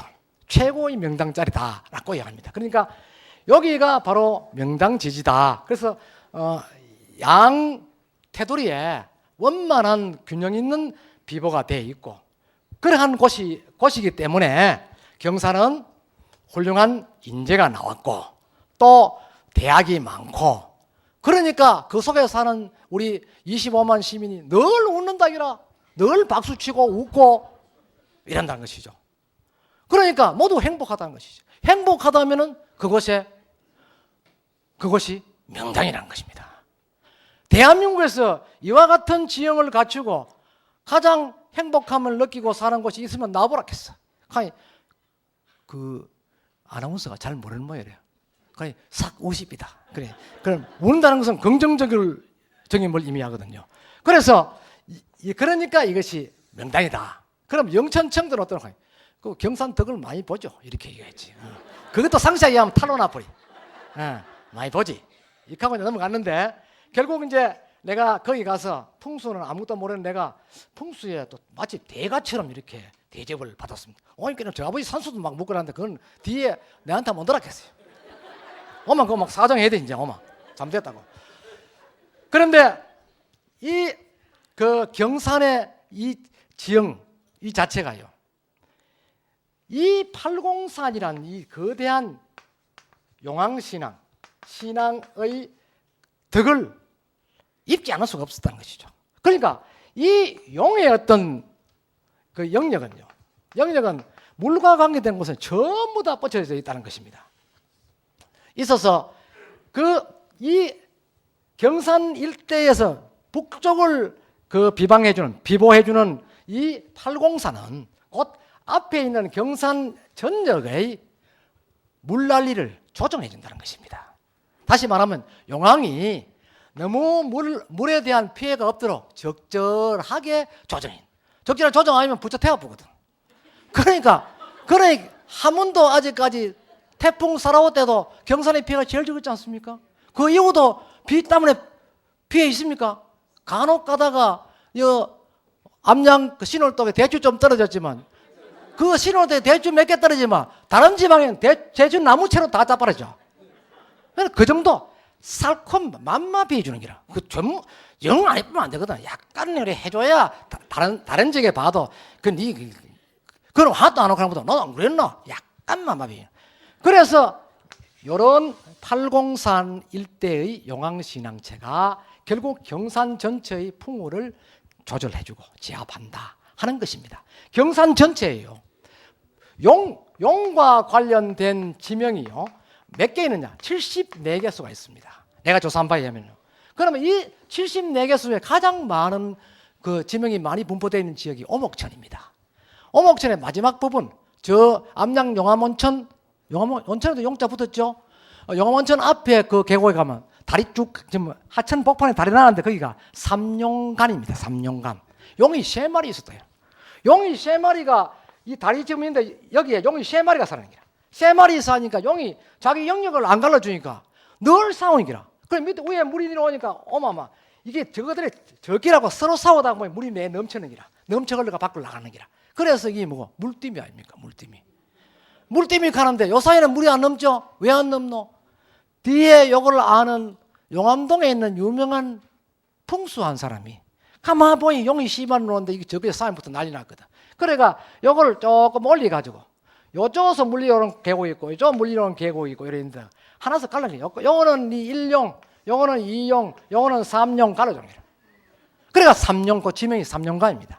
갈라주고 난 뒤부터는 물띠미 금방 그 매운탕 끓이 먹던 사람이 쫄딱망이가 이사가 없었어. 안 되지. 물이 넘고 뭐 고기가 내 올라오고 이랬는데 망 없어. 그러니까 이게 물띠미입니다. 전국에 물뜸, 뭐 물띠미 가는 것은 저희 물이 범람했던 것이고 물이 소처럼 많이 돌았던 것을 물뜸이라고 이렇게 얘기를 하죠. 그런데 보편적으로 물뜸이라 물띠미다 이런 지명이 있는 데는 다 전설이 있습니다. 뭐 용이 있었다. 용은 모든 동물, 이 세상에서 가장 뛰어난 동물 48개를 동물을 갖다 놓고 가장 우수한 놈만 부분만 뽑아가 지 몸에다 갖다 붙입니다. 뿔떡보이 녹용 좋거든. 녹용하는 사슴 뿔 탁 갖다 붙이고 그 다음에 눈 딱방에 독수리는 무섭거든. 독수리는 갖다 놔. 발 또 뭐 매발 이런 식으로 해가지고 전부 좋은 것만 갖다 놨는데 거기에 24가지 걸 다 갖다 붙이는 거라. 그 용어는 이제 하면서 행차하면 폼 잡고 샥 이래 나가는 거죠. 나가는데 하면은 그 하늘날까지 너무 올라가 버려. 하늘날까지 있다가 옥황상제 앞에 쏙 지나가는데 떡보이 거울 하나면 거울면 지금 몸뚱이가 떡비행이라. 이게 사실은 업경대인데 시기라보니 멋있거든. 싹 한번 갖다 빠꾸야 싹 이러면 한번 눈막 딱 빈데 눈 깜짝깜짝하다 뚝 떠이 그래. 용이 거기서 벌떡 잡아라 잡았어. 다른 건 다 A급으로 잘 만들었는데 한 군데가 먼저 하면 실패자인기라. 뭔가 코라 코. 용 코가 이래 생긴기라. 돼지 코를 갖다 붙여버려. 그게 도대체 이 짐승이 어디 사는 짐승인데 내 꼬라지를 이면으로 가면서 지금 띠내밀 불 수도 없고 그러니까 막 날아다니면 막 눈에 불쏘가 이래 막 번개불을 막 튕겨가면 다녀보니까 저 산기슭에 쪼매는 게 한 마리 꼴꼴꼴 그림이 국수지 사거든. 딱 보니 돼지인기라. 그러니까 용은 돼지를 싫어한다는 것입니다. 자, 여러분 궁합을 볼 때도요. 궁합에도 궁합도 돼지띠하고 용띠는 상극입니다. 그죠? 절대 안 된다는 것이죠. 꿈도요. 꿈에 용꿈 꾸면 조심하면 안 조심입니까? 좋죠? 돼지띠가 있는 사람 용꿈 꾸면 거의 사고 납니다. 용꿈이라고 다 좋은 것이 아니고 용꿈도 자기의 띠동물과 맞는 꿈을 꿔야 된다는 것이죠. 그래야만이 이게 좋은 결과가 나오는 것이죠. 그러니 함부로 돼지 꿈은 용을 아니 멀리 해야 됩니다. 용자 근바도 가면 안 됩니다. 동네에도 용자 붙는 데 가면 안 돼. 그 친구도 용자 이름 있는 사람한테 가면 안 돼. 악수하지 마라. 큰일 난다. 요새 되면 대만 인플루엔자 걸릴 뿐이에요. 절대 가면 안 돼요. 그리고 우리가 이 용과 관계에서 용은 아까 물이라 했는데 물과 관계에서 뭐 용은 그렇게 좋은 우리의 민중 신앙체인데 왜 용에 대해 가지고 여러 가지 말들이 많았냐? 그렇다면 이 물이 우리의 인체 밑으로 흘러간다면은 어떻게 되느냐? 병이 걸린다. 병이 걸리기나 죽기나 두 개 한다. 그러니까 풍수지리 하는 사람들 뭐가 수맥이다. 수맥이 지나가면 대만 죽어본다. 암 걸리 죽는다. 암 걸리면 전부 다 수맥 다 그런 집에 살았는 모이지. 미국 가서 사는 사람들 오늘 장례에는 그 이쁜 그 아가씨 그거 보세요. 그 사람 어디 물 위에 살아가 암 걸리십니까? 그런데 그건 이 수맥하는 사람들이 만들어내집니다. 뭐 이상한 들고 이렇게 나도 들고 가니까 버려지고 오버려지고 다 합니다. 하는데 뭐 추면대는 들고 이래 뭐한데 지가 흔들면 흔들리고 가만히 있으면 가만히 있는 게지. 지 흔들다가 내 뒤면 안 흔들리는데 뭐 다 흔들려야지 이시마 기계가 흔들린 것도만. 그러니 이 숙련되고 도가 있는 사람만 지 도 그리 있으면 뭐라고 이거 하노 높은 거지. 저기 장관들 많이 빚을 때 장관 아프지.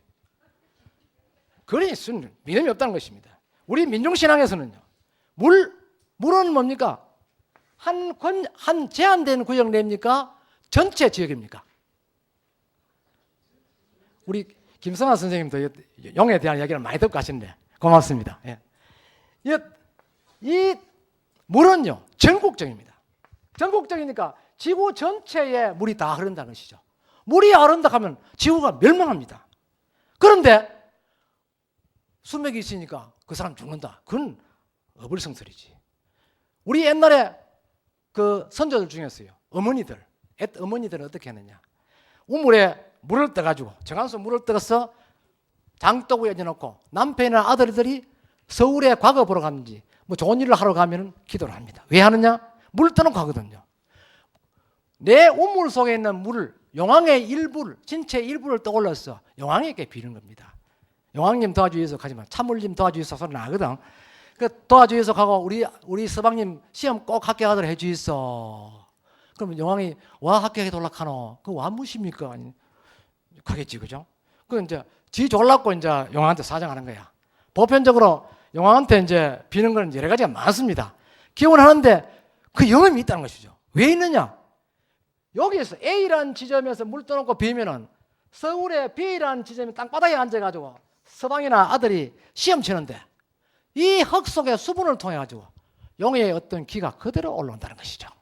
그런 것을 의도적으로 생각해서 우리의 어머니들은 정한수를 통해서 빌었다는 것입니다. 우리 소설이나 설화뿐만 아니라 소설이나 시 속에서도요. 냇물이 강이 이랬는데 나무로가 이래 다리를 나가십니다. 그죠? 물이 이래 흘러가잖아요. 흘러가는데 그 냇가입니다. 냇가 위에 누이하고 이래 앉아가 돌 떠님이 뭐 누나의 손등을 간지러 주는 그 동료도 있죠. 그와 마찬가지로 저도 촌에 살았습니다. 여기 탁 걸터 앉아가지고요. 물고기 가는 거 보고 이러면 잠들어 봅니다. 너무 편해가지고. 근데 이 수맥 물 흐르는데 그러면 돈 줘봐야지. 멀쩡하잖아요. 더 기분 좋잖아요. 그러고 물이 이렇게 흐름이 이렇게 돼 있습니다. 그죠? 땅은 이렇게 돼 있는데 요게 땅 파면 물이 한참 파야 물이 나오죠. 요거 파면 바로 물이 나오는 거예요.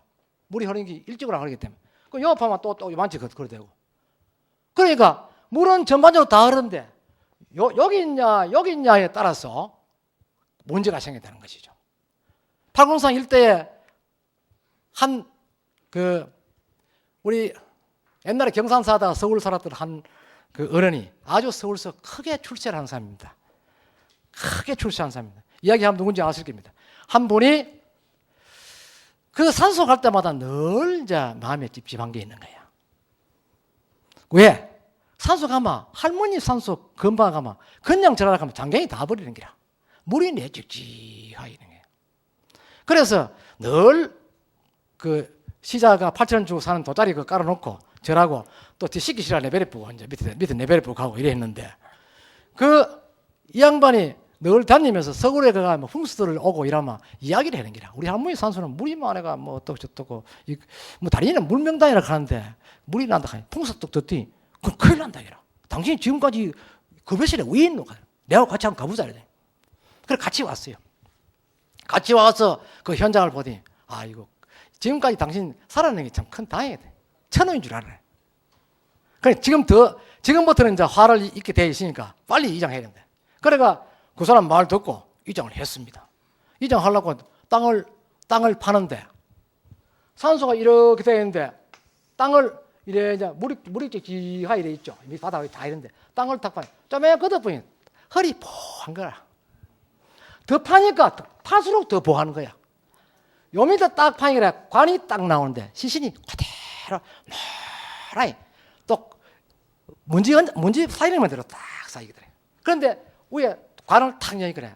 김이 퍽 나더니 싹 좀 사그러져 버려. 그래가 풍수가 저 아들 말로 시급해 보는 기라.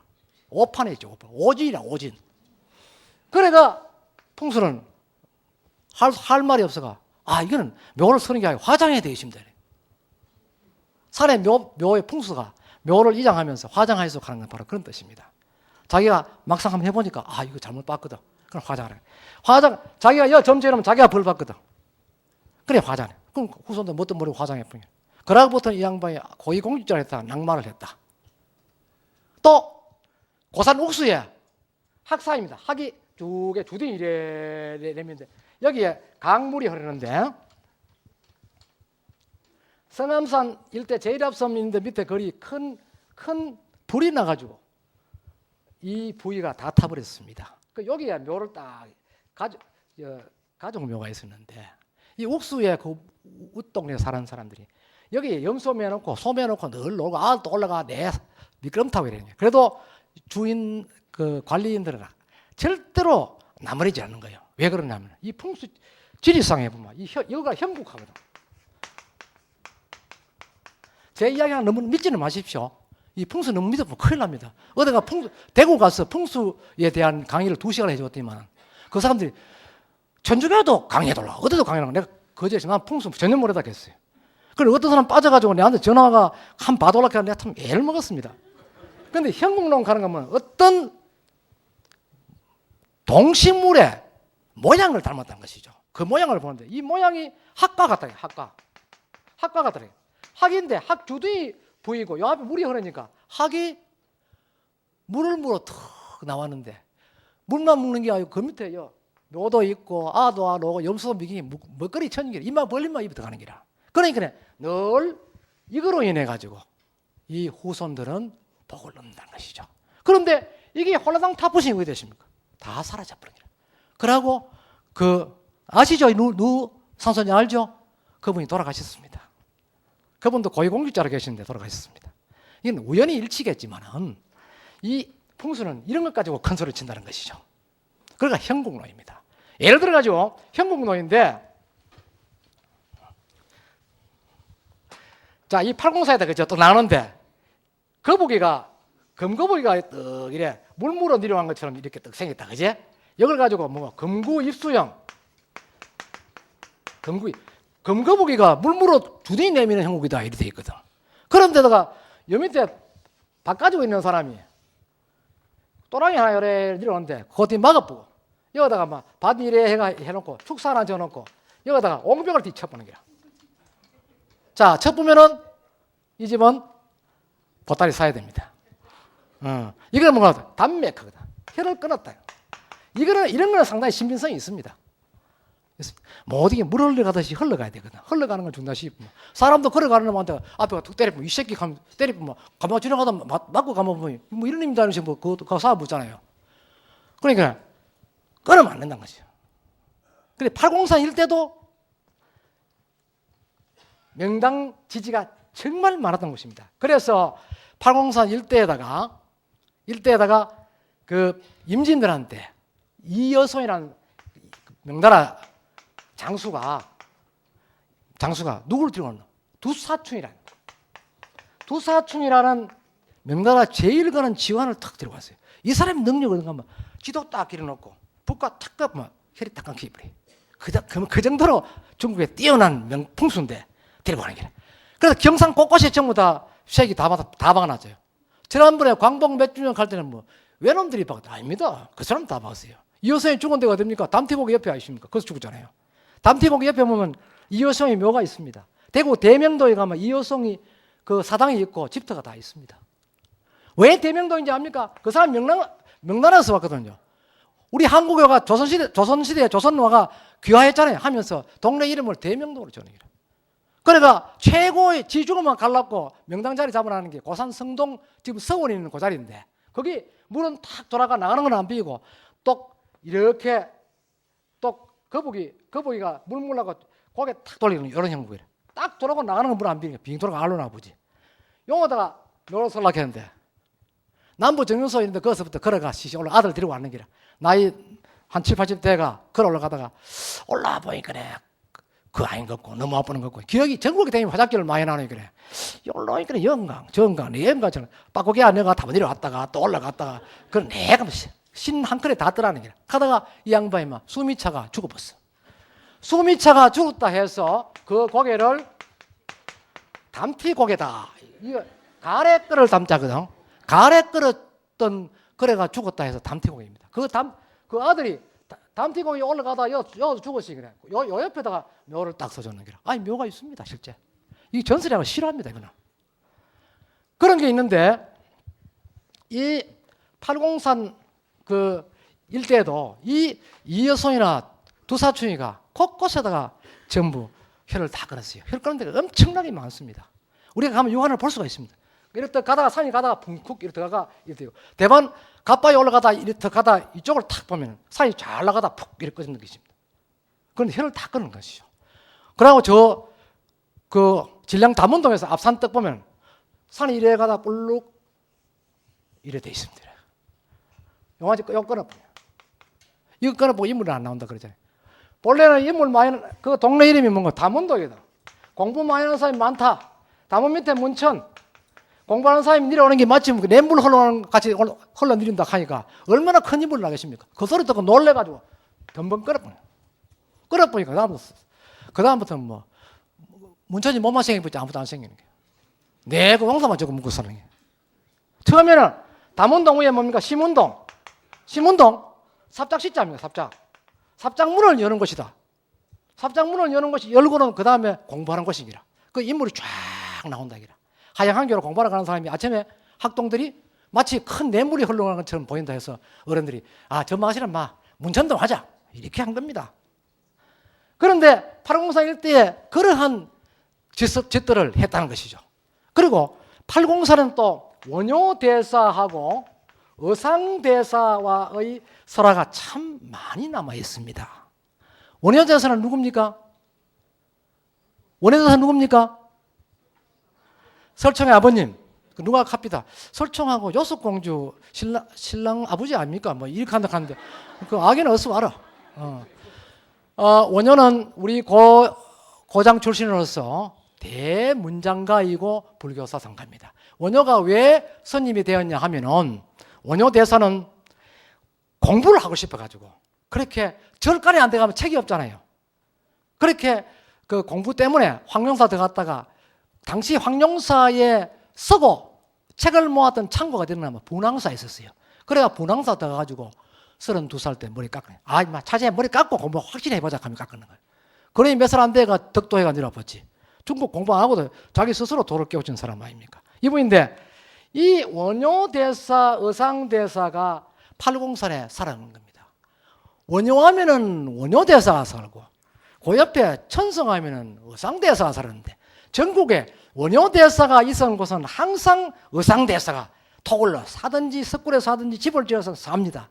사면서 서로 이 사람들은 한치도 양보하는 게 영원한 라이벌입니다. 이 두 분이 사는데 원효대사는 어디를 찾아서 늘 다녔냐면 물이 많은 곳이 찾아다녔습니다.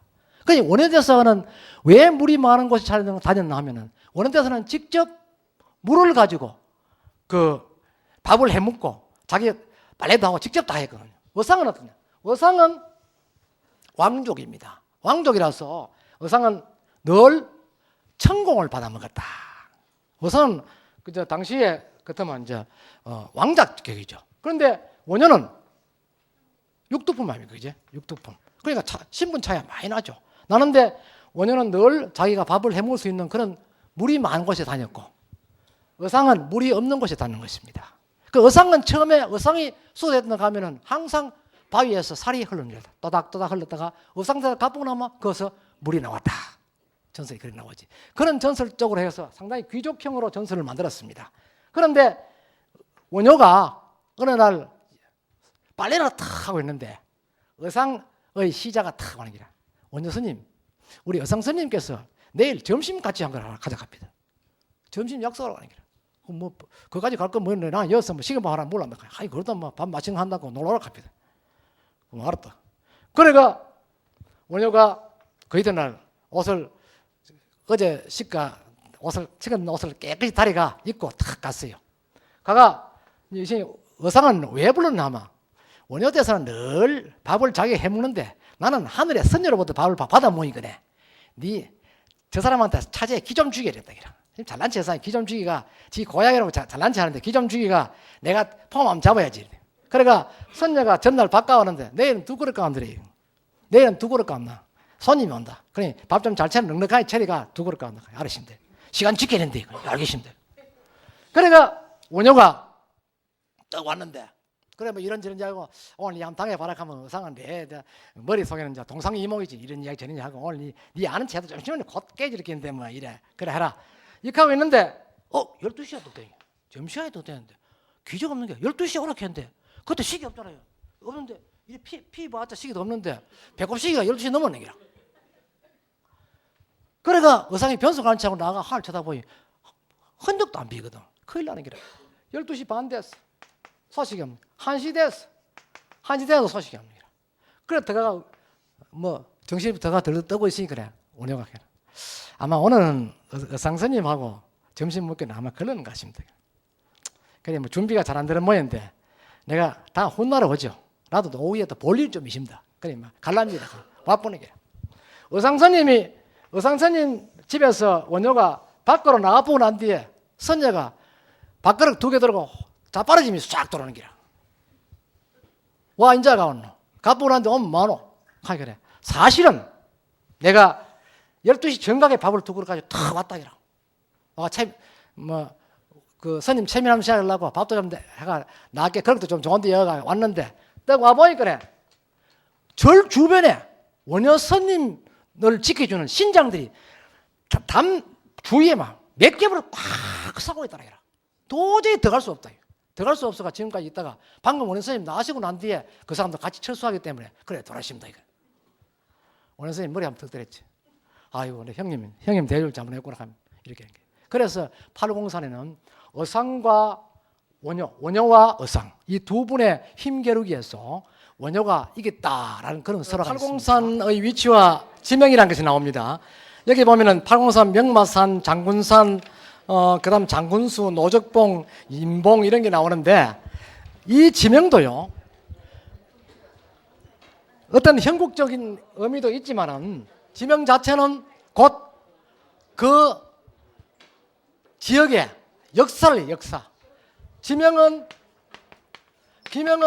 과거, 현재, 미래. 과거, 현재, 미래를 바로 전달해주는 그런 것이 바로 지명이라는 것이죠. 그 보편적으로 우리 땅 이름을 옛날 선조들이 지어도요. 현재 입장에서 어떤 사건을 보고 그 동네 이름을 짓는가 하면요. 앞으로 미래에 닥쳐올 어떤 상황을 예견해서 지명을 짓기도 한다는 것입니다.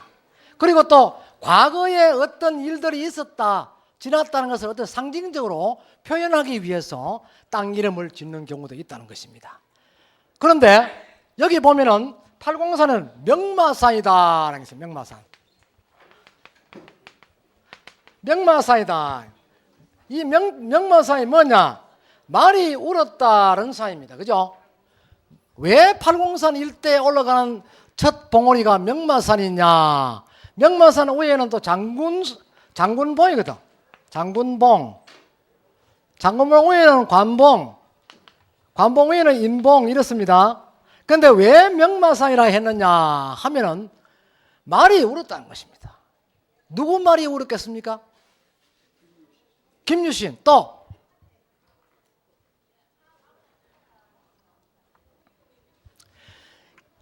우리 한국 설화 중에서 기록설화, 다시 말하면 삼국유사에 남아있는 환생설화는 딱 정확하게 이름을 바뀐 사람이 두 분이 있습니다. 한 분은 누굽니까? 김대서인. 김대서인은 전생이 아주 못 사는 비령병이었죠. 그리고 환생에서는 대상이 돼요. 대상. 요새도 국무총리 그죠? 됐다. 이 사람이 환생해서 뭘 했습니까? 절을 2개나 창건 또는 중창건을 했는 거예요. 그 불국사하고 석굴암을 중창을 했다. 그런데 이 사람은 그것만 지었냐? 아닙니다. 또 처음에 석불사란, 지금은 석굴암입니다. 석불사를 창건하기 전에 뭘 지었느냐? 장수사라는 절을 지었는 거야. 왜 장수사라는 절을 지었냐 하면은 김대성이가 죽어서 환생을 하고 신라의 대상인 김문양의 아들로 태어났는데 너무나 높은 사람의 아들로 태어났기 때문에 포시럽게 컸거든. 그래 이 걸공부도 많이 했지만은 사냥을 아주 즐겼다고 합니다. 그런데 이 사람이 늘 사냥을 했는데 하루는 곰을 한 마리 탁 잡는 거야. 이 곰을 잡아가 기분 좋다고 대포집에 앉아가 그 친구들하고 신바람나게 한잔 먹다가 잠이 들어버렸어. 꿈에 이 곰이 턱 나타나, 죽은 곰이 턱 꿈에 나타나는 기라. 나타나가 김대수한테 왕 겁니까? 나는 니한테 잘못된 게 하나도 없는데 내 가만 잘 사는 나를 와 니 죽이본 놈이라.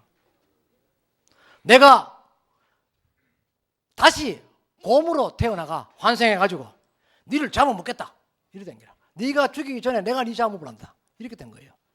그래 김대수가 꿈에도 딱 생각해보요. 내가 환생했는데 해보니 이렇던데 곰도 환생할 수 있다 하는 생각했는 거야. 아이고 큰일 났다 기라. 살리더라고 꿈에 막 꿀 앉아 비르는 기라. 막 비르는 기라. 비니까 곰이 하는 말이 그러면 나의 영혼을 위로해 줄 수 있는 절을 지어줄 수 있겠느냐 라고 했습니다. 지어줬구만. 절 짓고는 스님을 하나 고정배치해가지고 늘 나를 위해서 추성공양을 하도록 해줄 수 있겠느냐? 해주겠다. 그러고 또 깨보니 꿈인기라. 꿈이라도 김대성이 보통 사람 같으면 우리 같으면 뭐 모르니 전생 없이 모르니까 그러니까 꿈인데 뭐 아이고 오늘 꿈 되게 악몽 꿨다. 빨리 가 이 꿈 먹자 이렇게 할 건데 그 길로 그 곰을 무덤을 만들어 주었습니다. 또 술과 음식을 차려서 큰 죄를 지내고 잘못을 뉘우쳤던 것이죠. 그러면서 이 사람이 절을 지었습니다. 그 절을 지어 주었던 최초의 절이 장수사예요.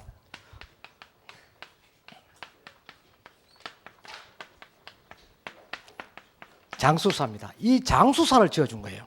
지어주고 스님을 한 분 고정 배치를 해서 늘 기도를 하도록 해주는 거예요. 그러고 있다가 문득 김대성의 머리에 스쳐가는 게 뭡니까? 아 그러면 전생에 내하고 사던 엄마는 어디 됐겠노? 나는 죽어 환생했는데 엄마는 환생해 도대체 어디가 있노? 엄마의 영혼을 위해서 절을 하나 지어야 안 되겠나 생각하고 절을 짓다가 삐딱서러사가 빌기는 현세의 어머니를 위해가 절을 지어는 거야.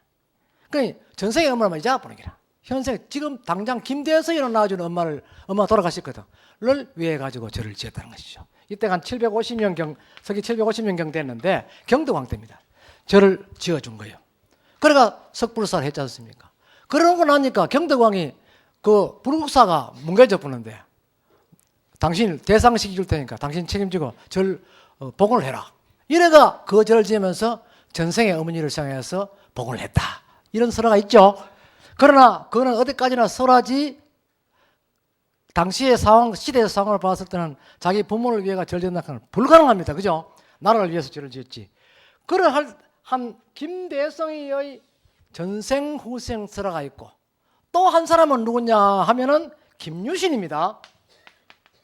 삼국유사 김유신 상중하에 보면은 김유신은 전생에 고구려의 일관 추남이라는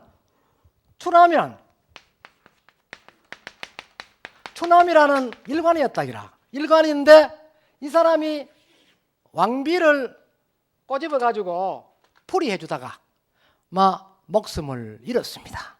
임금은 그 추남이가 정확하게 지적을 했는데도 임금이 오판했어요. 역사는 오판이 많아. 그래가 추남이를 사형시키라 했는데 뒤에 알고 보니까 자기가 잘못했거든. 급히 추남이를 들고 온더라 했는데 그래가 심부름 가던 군졸이 뒤에 깃대를 달고 말통을 막 가는데 바람이 많이 불어가지고 막 깃대 누르면 막 중지하라고 하는데 망나니 이게 칼 품고 이러다 보니 막 이렇게 했었거든. 빨리 철학하는 줄 알고 날려버린 거야. 땡강 떨어져 버린 거야. 죽어버렸어. 추남이가 죽었다.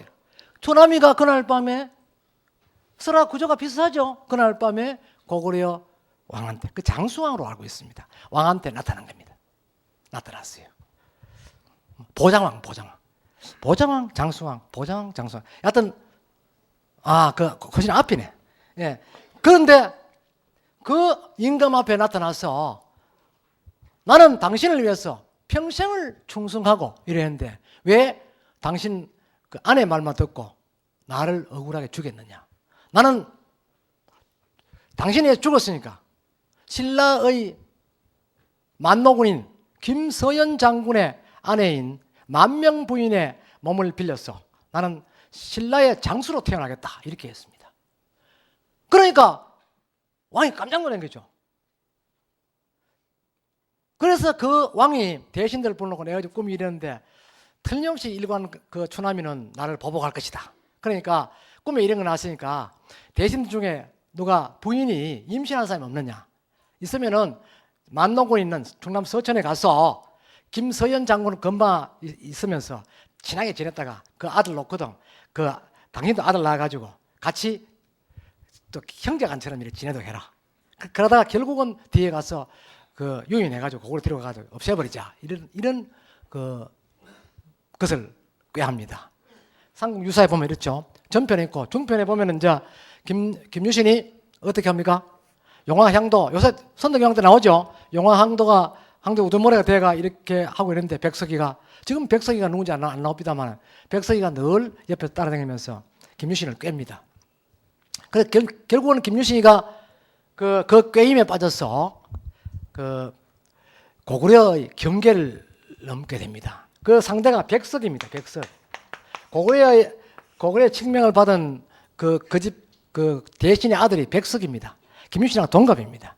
이 백석이가 늘 김유신 그림자처럼 따라다니면서 김유신을 좋아하죠. 그래가 내가 알기로 유신공은 앞으로 큰 꿈을 꾸고 있는데 결국은 사만일통이 아니겠느냐. 내가 다행히 고구려에 대해서 잘 알고 있으니까 지리를 잘 아니까 같이 가서 고구려를 한번 둘러보고 오자 이렇게 한 거예요. 그러니까 김유신 떡 들어보니 일리가 있거든. 그러자 이래. 그래가 김유신하고 말을 타고 옵니다. 말을 타고 오는데 일설에는요. 삼국 유사에는 어디나 영천에 고라천을 넘었을 때 문득 한 여인이 나타났다. 나타났는지 잠시 쉬고 있는데 여인이 나타나서 김유신 보고 손을 까딱까딱 올라오라. 그 김유신이 따라가 보는 게 여자 부르니까 가보는 기라. 가보니까 또 다른 두 사람이 나타나서 김유신을 보고 절을 하더라. 하면서 하는 말이 나는 신라를 지키는 호국 여신이다. 당신은 지금 백석이라는 자에게 꼬임을 받아가 고구려로 좀 넘어가는데 당신이 고구려 국경을 넘으면 비무장에 넘어갔기 때문에 거기에 숨어있던 자객들에 의해서 당신은 목숨을 잃는다. 우리는 신라를 위해서 당신을 그렇게 죽게 두지는 못한다. 그러니까 다시 되돌아가라. 그럼 내가 당신을 어떻게 믿고 되돌아가느냐 하니까 그 여인들 셋이 영험함을 보였다라고 삼국 유사는 기록이 되어 있습니다. 그런데 유사 말고 이와 연결된 설화에 보면은 장소가 고라천에 있는 그 영천의 소재지 지역이 아니고 어디냐? 불굴사 입구에서 갓바위로 올라가는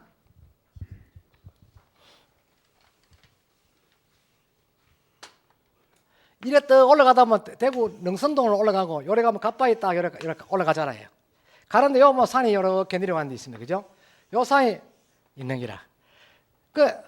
이 산 쪽으로 와가지고 백석이가 자, 말 타고 가면 곤란하니까 우리가 산에 가자.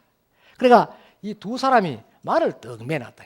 매놓고 이 산을 계속 올라가 가는데 말이 해가 빠지니까 주인이 안 내려오니까 울었다. 크게 울었다. 해서 명마사야 돼. 김유신은 결국 팔공산 때문에 영천 그쪽에도 없죠. 팔공산 줄깁니다. 팔공산 때문에 목숨을 건졌다는 것이죠. 그러니까 신라의 대장군을 누가 만들었냐? 팔공산이 만들어줬다는 것이죠. 그러니까 김유신은 경상과의 인연이 아주 있는 분입니다. 어릴 때 16세에서부터 18세에 이르기까지 팔공산에 와서 그 사람은 늘 심신수련을 하였다. 요사이도 드라마에도 보면 그게 야사입니다. 지금 그 화랑 세계에서 나오는 그 이야기라서 그때 같으면 신차는 설화학자가 글을 만들어내는 가지고 역사책에도 좀 부려먹는데 그가 지금 작가는 땡 잡아가지고 돈벌이 탄탄합니다. 고현정이가요. 고현정입니까? 고현경입니까? 정입니까? 그 사람이 처음에 계약을 했는데 돈을 안 받아놨겠답니다. 단 시청률이 40% 넘으면 내가 돌락한다 또 이랬던 그 지금까지 안 받고 있는데 요 얼마 전부터 45%라. 그래가 지금 MBC가 머리가 깨진답니다. 예, 권연. 그럼 돌락한다 다 줘야 돼 그래. 그 사람 피 웃는 게 또 이상하지. 입 열어내는 것도 이상하지. 이러니까 그거 보려고 처음에는 선덕 여왕을 섭외를 했는데 나는 그거 하기 싫다. 미실이 하겠다. 이렇게 했답니다. 그래서 MBC가 지금 머리를 앓고 있다는 것을 내가 MBC 방송의 그 간부들한테 이야기를 들었습니다. 그래 김유신은 결국 그 산, 이 명마산, 팔공산 명마산 때문에 목숨을 건질 수 있었다 해서 결국은 훗날 카페 모두의 말을 들었다시피 그 산을 중학산이라 했다라는 것입니다. 그리고 여기 조금 올라가면 이제 장군봉이 있는데 이 장군봉은 바위가 이렇게 바위가 3단으로 높게 되어 있습니다. 갓바위 올라가다 이쪽 쭉 보면 마침 마리아산 크게 산 정상에 있는 것처럼 근데 엄청나게 높습니다. 한 10m 됩니다. 큰 바위입니다.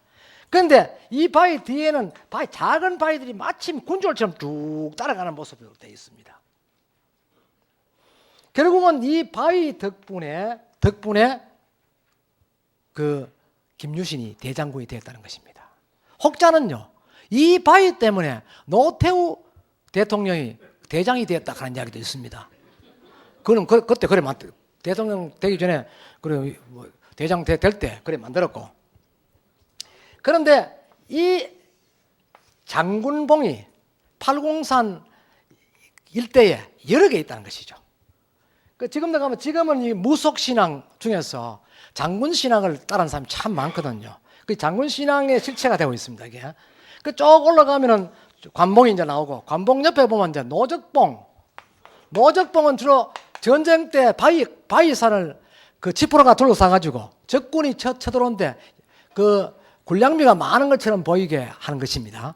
그 옆에는 보면 또 인봉이라는 것입니다. 인봉은 도장 인자죠. 이 옥새를 의미합니다. 옥새. 그래서 이 인봉이 있기 때문에 팔공산 저쪽 동화사 쪽을 보기 때문에 노태우 그 대장이 대통령이 되었다라는 그런 설이 있습니다. 그래서 이 지명이라는 것은요, 우리가 생각하는 것보다는 다른 해석으로 된다는 것이죠. 그 지명은 반드시 무슨 역사가 있거나 앞으로 엄청난 사건이 일어날 것이라는 것을 얘기해 주는 것입니다. 여러분 마을에도 그 마을의 지명을 잘 풀이하면 훌륭한 사람이 나올 수 있다, 안 나올 수 있다 알 수 있는 것입니다. 영성 송림 가면요. 송림 가면 장군덤이 있습니다. 장군덤. 이 한장군 이야기가 나오는데 장군덤 앞에 한 그 200m 좀 앞에 장군덤 쪽으로 그 집이 있는 곳이 누구 집이냐? 지금 육군 중장하고 있는 김일생 중장 집입니다. 덕천에 보면요. 용성 덕천에 보면 우리 마을입니다. 덕천에 보면 그 장군 돌담이 있어요. 땅이 있어요. 그 장군 발자국도 있고 그랬어. 사람들이 무서우면 못 올라가. 내가 요 앞에 올라가 보면 별로 안 무섭더라마는 옛날 어릴 때는 겁이 나가 오면 올라갔어요. 장군이 드디어 가가 저쪽 푹 뛰어가는데 발자국이 탁 찍혀 있는 거야. 그런데 요 앞전에 가서 내가 장군 발자국 오랜만에 구경 한 만져보려고 혹시 그래 내 장군 될까 싶어. 한번 갔더니 안 비비다. 안 비는데 그 장군덤 앞에 집이 하나 요래 있었는데 여우에 사던 사람이 이사를 왔어요. 와서 그분이 누군가 하면 양민호라는 분입니다. 그 대구 사고 나와가지고 이분이 공군상원학교 들어갔어요. 들어갔는데 이 사람이 공군상원학교다가 여기다가 모친이 혼자 살았는데 여기 집을 하나 헌집을 사가 돌았는데 딱 정면에 마주보는 데 왔거든요. 살았는데 이 사람이 공군 소장까지 되었습니다. 그러니까 이런 걸 보았을 때 이것도 이제 풍수하고 관계 있습니다. 그죠? 이 지명하고도 관계 있고 지명이 이런 게 있으면 지명하고 직접 연관을 받아가지고 소홍이 일어난다는 것이죠. 그래서 지금 그 우리 경산 지역만 해도 그 사람 인물 태어나는데요. 태어나는 데는 그만한 그 지명이 뒷받쳐 줍니다. 경산에 또 큰 인물로 등장하고 있는 분의 그 마을에도 그 용과 관계되는 지명이 있습니다. 옛날에 어떤 사람이 용을 낚았다. 그런데 그 밑에 덤이 2개 있는데, 용덤이 2개 있는데, 한 곳에는 용이 물었는데, 사람이 딸리 들어가 보다. 들어가시 용이 아니 있는 거야. 하나는 용 잡아내보고, 하나는 용이 있으니, 그 큰 인물이 용이 한 마리 있는 거야. 누구 이야기인지 여러분 아실 겁니다. 그죠? 그 깊이는 묻지 말고, 얕은 그런 게 있습니다. 그런데 이 설화는 곧 그 과학적이 돼요. 설화는 모두 과학적입니다. 과학적 근거로 해서 통계학적 근거로 해서 이렇게 만드는데 특히 풍수학은요. 틀림없는 그 통계학입니다. 그래 이제 이 김유신 장군도 그렇게 해서 팔공산 때문에 살아났고 또 김유신 장군이 그 놀았던 그 일대 능선에 있는 여러 가지 지명들도 훗날에는 그 지명에 걸맞는 인물들이 전부 나왔다는 것이죠. 이 팔공산 등급이 이렇게 되는데 이 서문사 고을에서 이렇게 되어 있는데 여기 누가 묘를 썼다는 것이죠. 자기 윗대 할아버지 묘가 있는 거야. 이 묘가 있는데 산이 이렇게 이제 이렇게가 용처럼 쭉 나가는데 이 용의 뒷발 왼쪽 발등에 묘를 쓰는 거야. 발등에 힘이 있을 거 아닙니까? 딱 묘를 썼는데 이 사람이 장관을 했다. 장관도 하고 또 어제 광역시의 시장도 하고 누군지 아시죠? 예. 그런 사람이 있는가 하면은 아까처럼 멀쩡한 할매묘 잘 되고 있는 할매묘 파티비가 집에 가는 수도 있고 또 쓸데없이 그래 놔뒀더니 어느 날 문득 산불 나가지고 그 자기 운이 다 했다는 것입니다. 그래 된 경우도 있고 또 어떤 데는요. 어떤 마을에는 하천이 이렇게 있는데 징검다리를 통해가 늘 큰 길이 여기 있으면 여기서 건네왔는 기라. 왔는데 1960년대 이제 새마을 사업 하면서 제1수건 사업으로 여기 다리를 탁 나게. 세면 다리를 탁 하나 크게 나게. 나는 이 안에 마을에 사는데 난리 나는 게 진짜. 앞만 비워도 발바닥에 물 안 묻히고 도난다고 막 품을 치고 난리 나는 거야. 난리 났지. 났는데 그해 가을부터 문제가 생긴 기로. 이 마을에 젊은 청년이라든지 처녀들이 죽는 거야. 병 걸려 죽는 게 아니고 사고나 죽는 거야. 경기에 몰아가다가 논두리만 넘어져가 보통 끓기고 치울 가지고 경기에 덮이게 죽고 밖에 원행한 사람은 지 일진을 신수를 딱 보니까 차에 받치 죽는다 해가지고 이 사람은 길 위에는 생이랑 걷는 거야. 길 밑에 논두리만 내 걸어 다니는데 하면은 버스길 뒤 박아가 논두리만 널쩍가 찡겨 죽어. 이런 변들이 자꾸 이 마을에 생기고 젊은 청년들이 자꾸 죽는 거예요. 그러니까 이 마을은 이거 새마을 사업으로 다리 나는 기쁨보다 마을에 우환이 생기는 거야. 그러니까 뭐 무당을 봐 굿도 하고 살풀이도 하고 어마한 거 다 해도 안 되는 거야. 부적서가 온 가슴빼기 다 붙여도 죽는 죽고 내 죽는 거야. 그러니 차차 이 마을에 젊은이를 가지는 사람들은 딴 마을로 이사를 나고 이 마을에 이제 늙은 사람만 남게 되었어요. 그런데 젊은 사람들이 다 거의 다 죽고 나니까 늙은 사람이 있으니까 늙은 사람 중에 또 젊은 사람이 또 죽는 거야.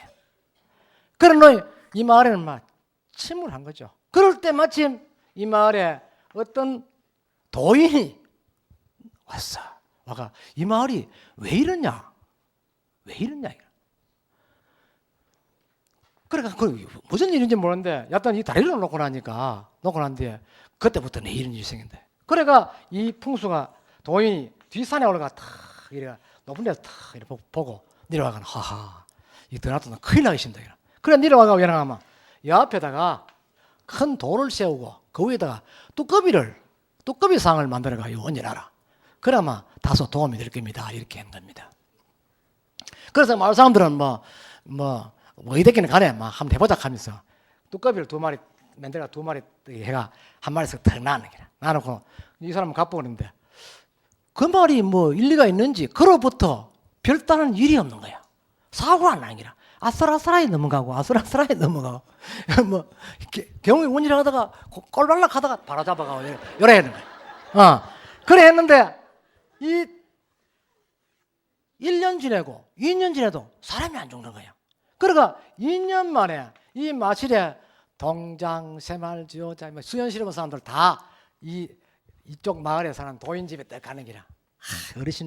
어르신네가 처방해 준다 했더니 말이 사고도 안 나고 이제 좋은 일만 찾고 있습니다. 너무 고맙습니다. 그러면 뭐 각종 그 곡식 같은 거 이래 해가 갖다 주는 기라. 그러니까 도대체 어르신들 왜 비방을 할 건데 그걸 방비할 수 있었습니까? 물으니까 내가 이 산에 올라가 보니 그래.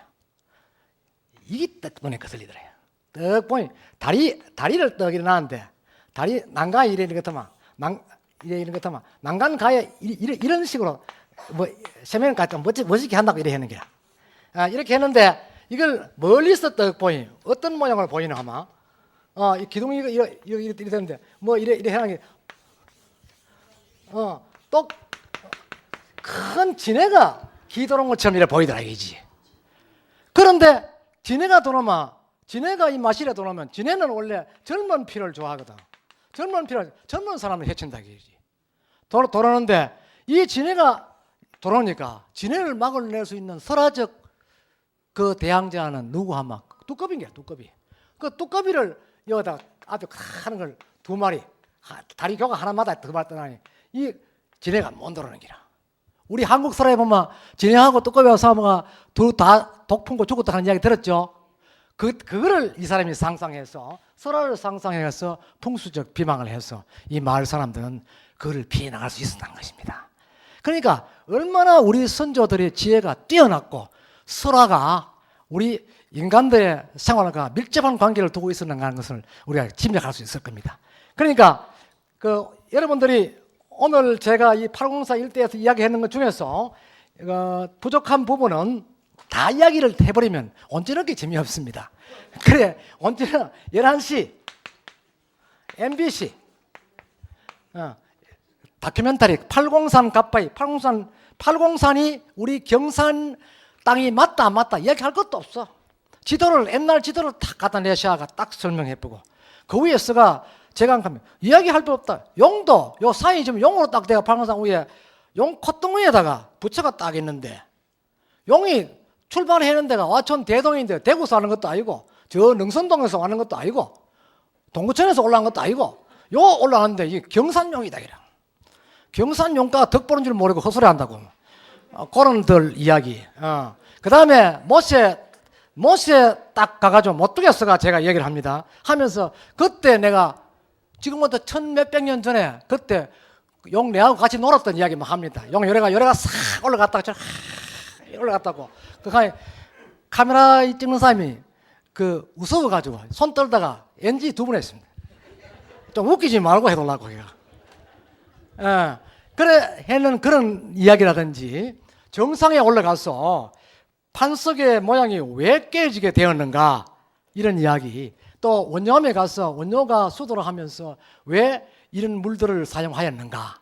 그 원료와 용왕신앙과의 관계는 어떤 것이 있느냐 하는 것 등, 그 다음 저쪽에 불굴사의 이야기 등등이 언제나 아주 상세하게 1시간이니까 나올 겁니다. 물론 제 혼자 얘기하는 건 아닙니다. 저는 몇 편 안 나옵니다. 안 나오지만 제 이야기했던 걸 좀 풀고 또 다른 학자들이 뒷받침해주고 지역의 사람들이 정언해주고 이렇게 해서 완벽하게 하는데 오늘 밤은 803이 경산에 위치하고 있다는 명확한 증거가 이제 고정화되고 그 다음에 803 이 자체가 경산을 보호하기 위해서 있다. 우리는 803 덕을 본다 하는 것입니다. 명산이 있기 때문에 이름난 산은 반드시 이름난 인간을 만듭니다. 그러니까 산이 있어야만이 인간을 만든 것이죠. 인간이 최초 태어난 것은 바로 산입니다. 산에서 플러스 물과 결합을 하면서 인간이 일어난 거죠. 그 천지인이거든요. 하늘과 땅을 받쳐주는 이게 인간입니다. 그래서 이 땅은 곧 이것이고 땅을 받쳐주는 이 부속된 공간은 산입니다. 그래서 여기에서 이제 또 음양오행이 이제 들어서죠.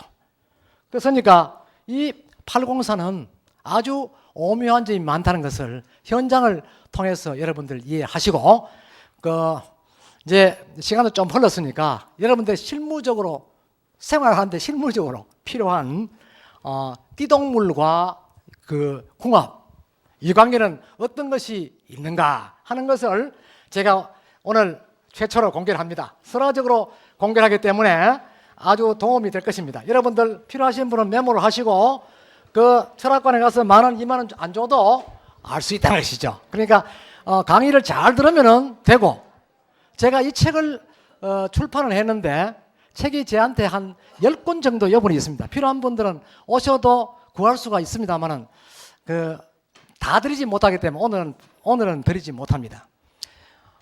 자, 우리는 12가지의 12지를 통해서 인생의 기륭을 점친다 합니다. 왜? 남과 여, 그러니까 플러스와 마이너스가 결합한다는 결합을 하기 때문에 이 결합에서 새로운 어떤 인간체가 구성된다는 것이죠. 그러니까 이 인간체는 하나 공통적인 사회가 형성된다는 것입니다. 하는 데서 원만하게 이루어지려면은 그 플러스 마이너스가 원만하게 맞는 사람끼리 맞대야 된다. 그리고 삼합이라 해서 친구끼리도 세 사람이 놀러 가면은 요 사람이 띠가 궁합이 맞아가 삼합이 되어야 싸움을 안 한다는 것이죠. 산에 멀리 등산을 했는데 두 사람은 관계가 괜찮은 띠고 한 사람은 관계가 좋지 않은 그런 띠가 있는 것 같으면 한 사람은 늘 왕따에 들고 왕따에 들다 보면 세 사람이 늘 싸우는 거야. 산에 등산을 가는 게 하루 종일 싸우다 오는 거야. 근데 그가 아침에 출발할 때 우리 등산하고 내려오면서 대포 먹고 좀 이따가 회 한 사리 하고 멋있게 놀자 올라가다가 중간에 가다 삐져가 다 내려와 본 거라. 뜻이 안 맞아가. 그러니까 이것도 궁합이다. 친구를 사귀더라도 궁합에 맞는 사람을 해라. 그리고 여러분들 옆에 앉아도 다음 주부터 앉을 때 당신 띠가 뭡니까? 물어보고 앉아요. 띠 앉은 사람끼리 아니면 괜히 이쪽에 지그럽고 말이지. 그렇대. 이게 누가 지어냈냐? 그게 아닙니다. 통계학적으로 한 것입니다. 예를 들어서 궁합을 따지는데 안 좋은 궁합이 있습니다. 6가지가 있습니다. 12개 중에서 안 좋은 게 6가지인데 따져보면 다 안 좋습니다. 자, 닭띠. 닭은 여명을 밝힌다. 여명. 그죠? 여명을 밝히는데 여명이 밝기를 싫어하는 동물이 뭡니까? 호랑이. 그렇지. 호랑이입니다. 호랑이는 밤새 지가 잡아먹고 좀 잡아먹고 배불르면 이제 사람도 좀 처리해가지고 옥황상제 말도 좀 듣고 이래야 되는데 닭이 새벽 4시에 딱 울어보니까 지금 3시 40분까지 열심히 해가지고 막 따라가다가 닭을 쏟아버려. 탁 써버려. 쫙 가다가 탁 써버려. 끝이라. 더 일을 수행하지 못한다. 그러니까 호랑이와 닭은 안 좋다는 것이죠. 그죠? 그 다음에 쥐.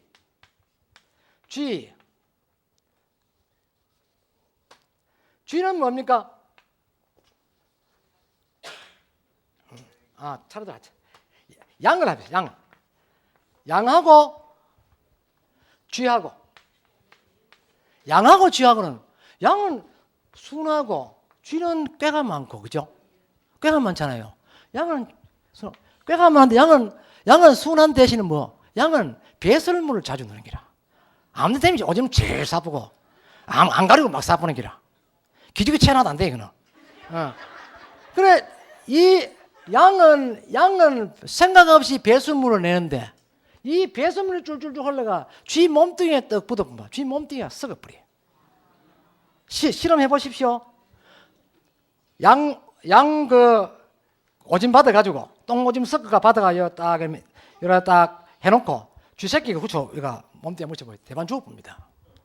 그 다음에 뱀하고 개라. 뱀은 뭡니까? 환생의 동물이거든. 뱀은 늘 1년에 2번 환생합니다. 뱀은 1년에 2번 허물을 벗는데 허물 벗을 때 제일 약한 기라. 사람도 아기 때가 제일 약하죠. 아기 금방 낳은 엄마가 제일 약하죠. 그런데 뱀이 허물을 한 반턴쯤 뱀이 이래 가는데 요까지 허물벗어 딱딱 이래 대가리 이래 내미는데 개가 지서뿐만 다 죽어버리는 것이죠. 자, 뭐 시간이 좀 상당히 부족합니다. 제가 그 다음 기회에 이런 것들을 멋지게 이야기를 한번 하겠습니다. 시간이 지금 약속이 돼 있어 가지고 미안한데 다음 기회에 제가 1시간 정도 특별 강의를 한번 해드리겠습니다. 자, 오늘은 형편상 여러분들하고 이야기는 요점으로 해야 되겠습니다. 오늘 밤에 꼭 보시고 다음 기회에 보시는 소감 한번 꼭 전해주시기 바랍니다. 여러분 고맙습니다. 예, 열강을 해주신 관장님께 다시 한번 큰 박수를 보내주시기 바랍니다.